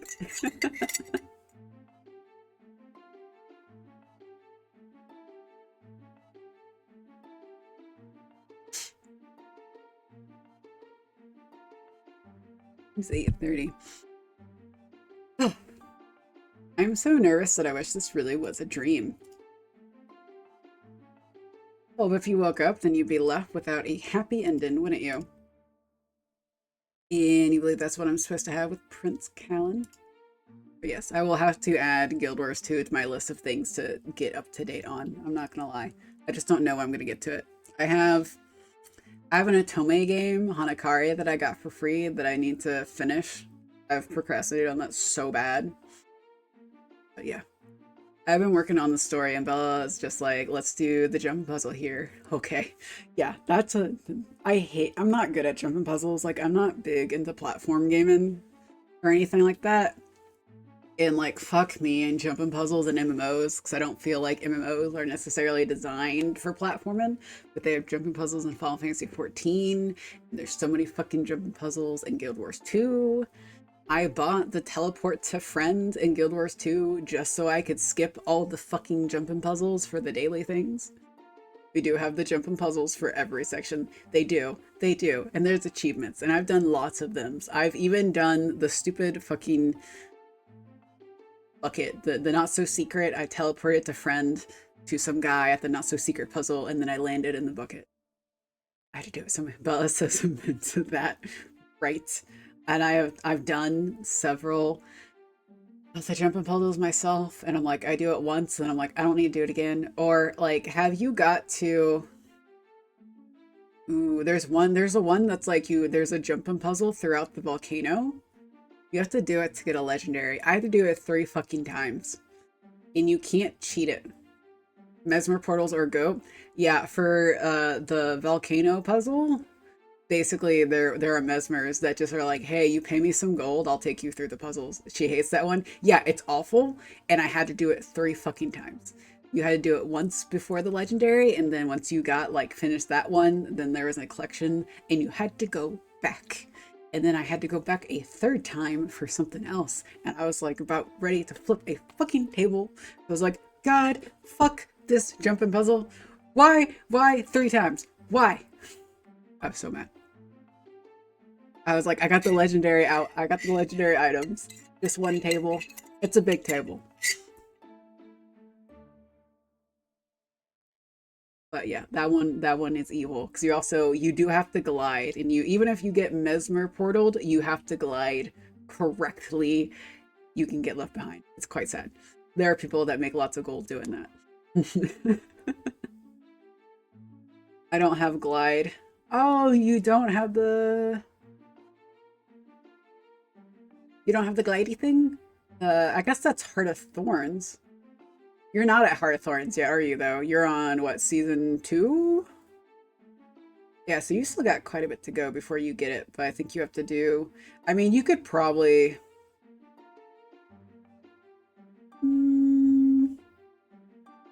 I guess you have to start the story to unlock the area. Yeah, Living World Season 2. Yeah, you still quite. I don't personally like gliding. Like, it's kind of outdated now that you have a sky scale. But there was a time where it was really nice. There's actually a couple raids where you have to glide in them. So that's another point where it becomes useful. So. Okay. So I have thoroughly enjoyed Moondusk Masquerade. It's by Nochi Studios. I really like their games. I have yet to actually finish one because I'm a bad person and I don't finish my video games that I get. Like, to be fair, they gave me Plastic Trick for free to stream it, and I streamed it once. And I've actually usually, if I have the money, try to back their Kickstarters. Like I got Stellafire.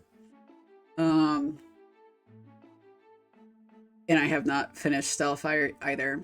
But they do actually have really solid Otome visual novels. I really do like them. They're always like have very good writing and like witty writing. So I'm gonna assume if I keep going through the choices, I will probably be able to get farther in the demo. But I was planning to end in like 20-ish minutes anyway, so I'm probably gonna go ahead and just end it here, since we got to a bad end for it. So I like how we just talk about Guild Wars 2. I'm going to talk about Guild Wars 2 until you play it. That is perfectly a-okay and fine. I don't know, there's just so many good games that come out, and I really should work on Guild Wars 2 and make sure I get up to date on the story before what the new expansion in August, since they're doing a yearly expansion. But and the story doesn't usually take too long. I have a tendency to get addicted, and then I want to do the dailies, and then I want to do the grindy things. And I shouldn't do the grindy things. I don't have time for the grindy things. Yeah, I finished Living World Season 1. Yeah, it's Living World Season 1. Secrets of Obscure. I have, I guess, the stuff from the 3rd update to finish. That one was really boring. I'm not gonna lie. I didn't really like it. And then Janther Wilds, I have the 2nd update, which was like, what, November? I have that on you. Okay, but to be fair, when I played through in order, it wasn't out. It wasn't there. It didn't exist. And at that point, it's like, why would I go back? Why would I go back? Come on.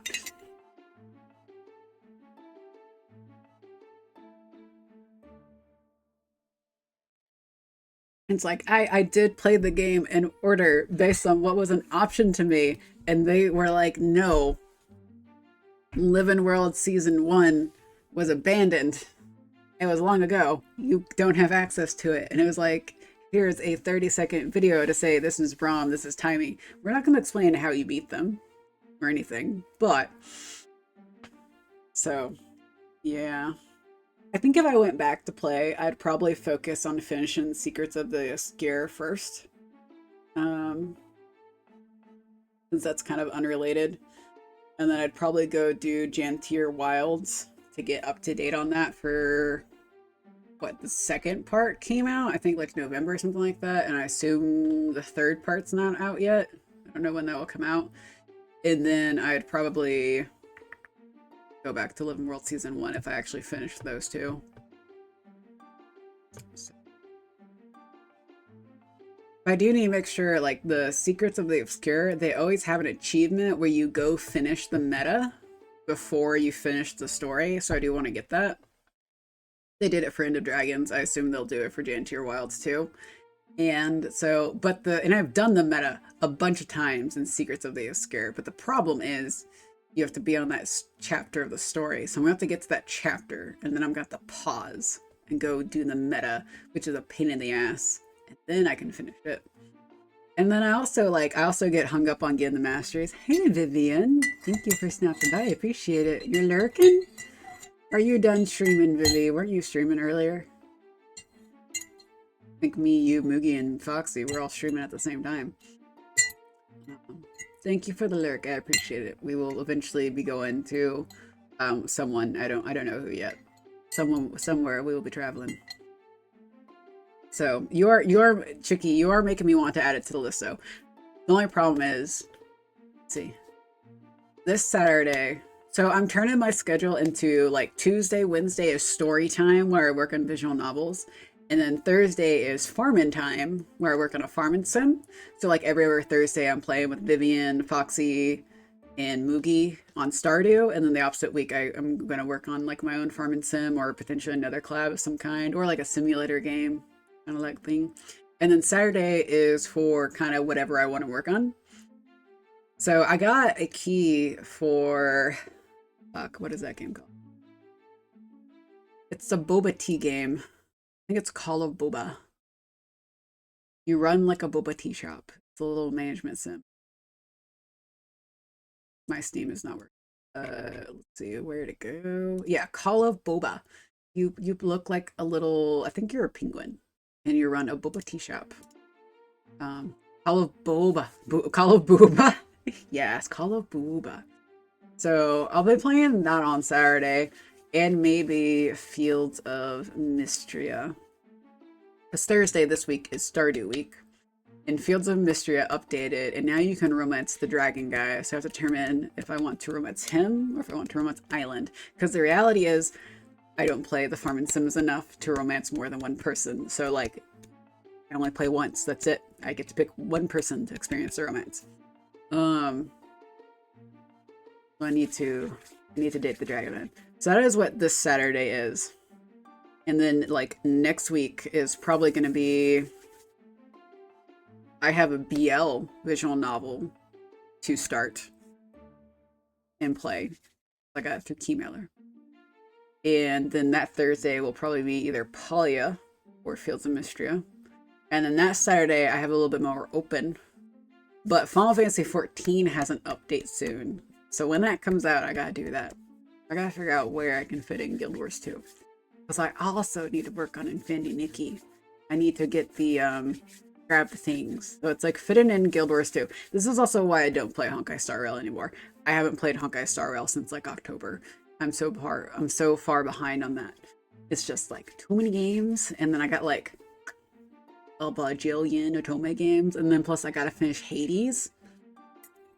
That's the other thing, which someone told me when I streamed Hades that it was Hades 2 was coming out of early access in May, and apparently they were very wrong. I have this whole year to finish Hades, so that's not as important to finish, but and then I got Grimoire Groves, so we'll see. And then I got some simulator games that I want to play. Like I haven't finished TCG Simulator, and I have an Alchemist Shop Simulator that I want to finish and 100% do MMO Monday. I don't do Mondays. I just can't do it. The Mondays make me so sad. I can also only like stream 3 days a week at the moment. Because I just time for family. I don't have a job, so I should be able to stream more, but I also just have trouble being at my desk the other days. So a lot of the times when I'm playing games off stream, I'm playing them like on the couch or in bed or something, if I can. So I know MMO Monday or like Final Fantasy Fridays. That only works for Final Fantasy. Guild Wars doesn't exactly have a day you can throw on it though, but MMO Mondays. But yeah, I don't like Mondays. Especially like if I have a job. Mondays are the press day because it's like, oh, the weekend ended and now it's Monday. And Guild Wars Wednesday, that does kind of work. So I could fit it in, but so I don't know. Farming Sims and cozy Farming Sim games are on Thursdays for sure. And visual novels are Tuesday. If I'm gonna do Guild Wars, I need to do it on Saturday because that's when I can usually go longer because I start in the afternoon. Farming Friday. Yeah, unfortunately, like the Thursday is picked because that's when we do Stardew Valley. And I want to try to keep a little bit more consistent schedule so I don't have a fun Thursday rhyme for farming cozy games. That just so happens to be what we picked when we started doing Stardew back in like September, which we have not made very much progress in, to be honest.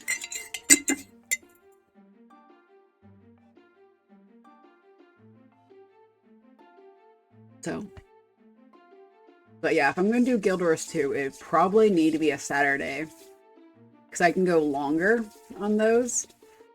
Because I usually start streaming at like 1 p.m. and I can go to like 4 or 5. I used to like stream longer, and then I started having issues with like TMJ and my shoulders and stuff. And that's been exaggerated by having braces. And in like theoretically in less than a month, my braces will be gone and I won't have as much issue. Wish me luck on this jumping puzzle.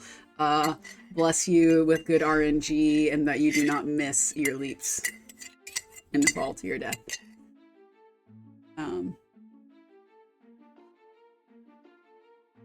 So the one thing about that jumping puzzle, which is good and bad, it has save points. The bad part is you can't just teleport to the end. But it does have save points, kind of.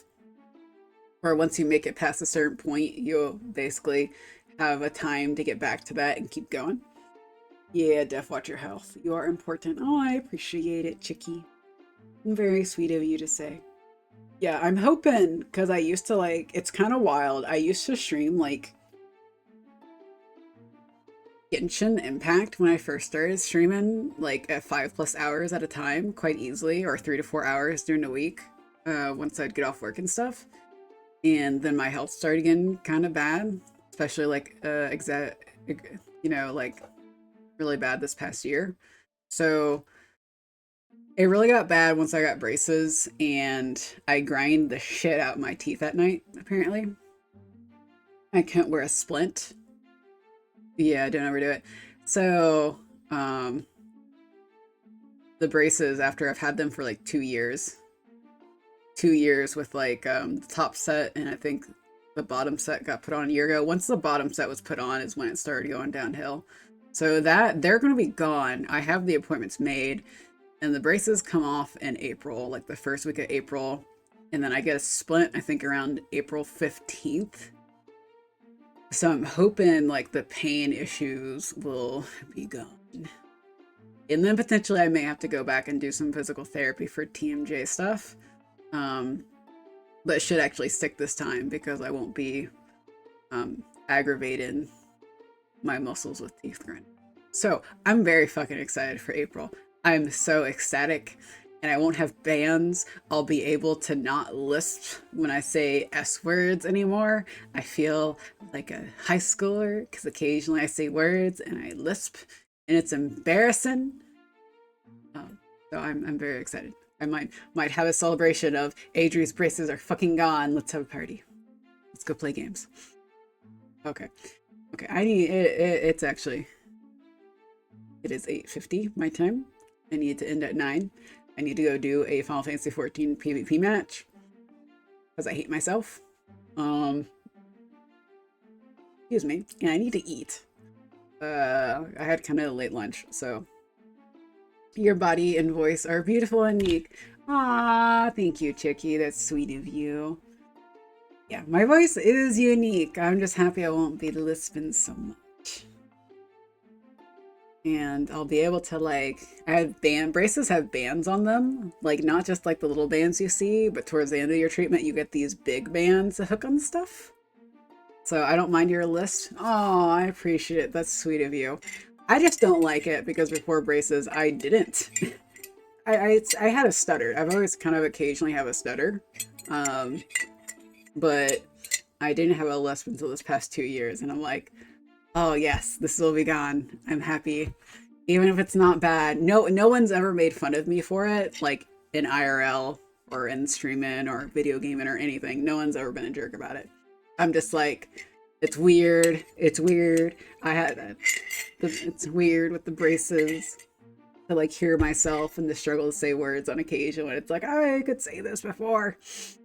So it is not weird. Well, when I say it's weird because like before the braces, I didn't have that issue. So it was such an adjustment. So I'm kind of happy to not have it. Because again, no one's ever treated me badly for it or ever said anything. But man, I'm just so happy to get the braces off. It's like, yay. Hopefully no pain, no more pain. If there's still pain, I'm gonna be really upset because that means I'm going to do some more health things and investigation, and that's not fun. Don't psych yourself out and bring down your self-worth. Your body is your own and your temple. Be proud of it. It is my temple. I am proud of it. I'm very proud of it.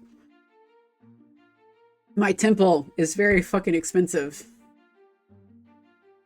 I love my temple. It's expensive. It has had a lot of money poured into it. I would have preferred to not have to pour money into it. Good, but yeah. The run-in joke is my parents. It's like, did you guys know you rattled me with like braces are expensive as an adult because they don't get covered by your insurance as much because you should have had braces as a teenager, which I did, and they fucked them up. But yeah, I it was either lose a tooth, which would have required me get an implant, or get braces and a gum graft and a bone graft, and I think I have spent like 6+ K on my teeth, and I still would have had to pay that even if I got an implant, because my dentist fucked up my teeth in high school. It's like I had a braces when I was a teen. I did too for 4 years, and I had a tooth kind of pointed the wrong way, like it was going up instead of coming down. And the dentist pulled my tooth down, and he pulled it out of the bone. So it was not dead. He didn't completely disconnect it, but he pulled it out of the bone, and like the tooth wiggled. So, and it was starting to hurt. So I still have a metal brace on the back of my teeth on my lower jaw. Oh yeah, I've seen some people with that. That's not uncommon. Like it's supposed to kind of keep your teeth from shifting. I don't think I'll have anything like that. I think I'm just gonna get a night guard, luckily. Rain, am back. Sorry for the sudden invasion. Oh no, Rain, you are fine.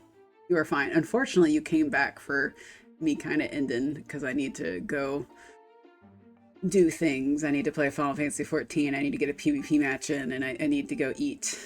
And am tired. But me and Chicky have just been chatting real quick of me being Chicky being very supportive, but me being very excited for my braces to come off next month. It's been 2 years. Go eat. Well, I mean it's almost 10, so I didn't even expect you to be on. Yeah, I'm so it is kind of odd.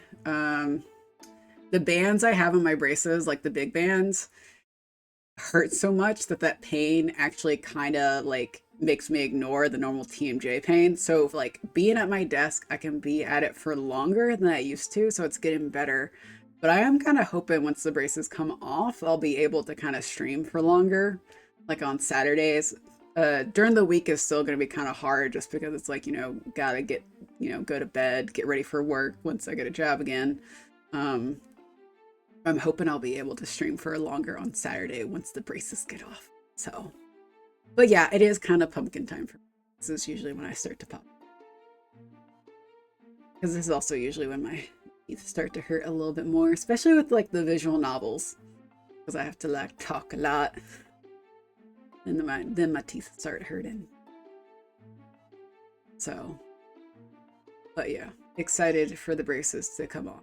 I'll be so happy. Go rest and do the Final Fantasy. I appreciate it. We do need to find someone to raid though. And I think I know some people who are streaming at the moment. Rest well. Thank you. You sound happy about the braces. You have no idea. Like, I grind my teeth. And like with the braces on, I can tell I grind my teeth. So one, that's bad for your teeth in general. So that kind of worries me. Um, but then like when you grind your teeth, you're usually pulling on the muscles in your jaw, which are connected to the muscles in your neck and your shoulders. And that's where a lot of people get neck and shoulder pain. So I'm very ecstatic about the braces. Plus they just like they hurt. Like, and once I got the bands on, they hurt even more. And I looked at the dentist, I was like, these hurt like a motherfucker. And he's like, yeah, that's normal. He's like, yeah. I had a buck tooth on my top jaw, my two front teeth. That's why I got braces. Yeah. I don't remember why I got braces the first time around. He messed them up even. I mean, I'm sure he fixed some stuff, but he messed them up so bad. When I went in this time, the orthodontist guy was just like, yeah, they're all jacked up. The top row is. But so um I know it also kind of just sucks because I know my parents paid good money for me to have braces when I was a kid, even though insurance paid for it too. So it is kind of disheartening that my parents paid for me to have braces and I end up having to get them again. Um, I was, oh man. Um, let's see. Hmm. Ba-ba-ba-ba-ba-bum. Ba-bum-bum-ba-bum. Let's see who is on and find someone to raid. God, there's so many options. Um, Dang, I wish for a happy recovery after the braces are taken off. I don't, yeah, I hope so too. I don't think I'll really have to worry about a recovery. I think they come off and you're like pretty good. I don't really know. It's been a while since the first round, so I don't remember what happened the first time. So I am sure it's gonna feel really fucking weird though at the end of the day. There's Moogie, there's Frog, there's a lot of options to raid. I don't really know. They're all playing different. We can do Eco. Oh, you know what? Eco's doing a repo. Oh, let's go raid Eco. I don't think I've raided her before, but she's from Cozy Cole. I think she's also in the Creepy Crew. If you guys can come along for the raid, I would appreciate it. And I hope you guys have a great rest of your day. I'll be streaming on Thursday. I'll be playing some Stardew with Foxy and Vivi and Moogie. And I hope you have a great rest of your day. Thanks for being here. I appreciate it. Okay. Let's see. 2, 1. Let's raid and go say hi to Iko.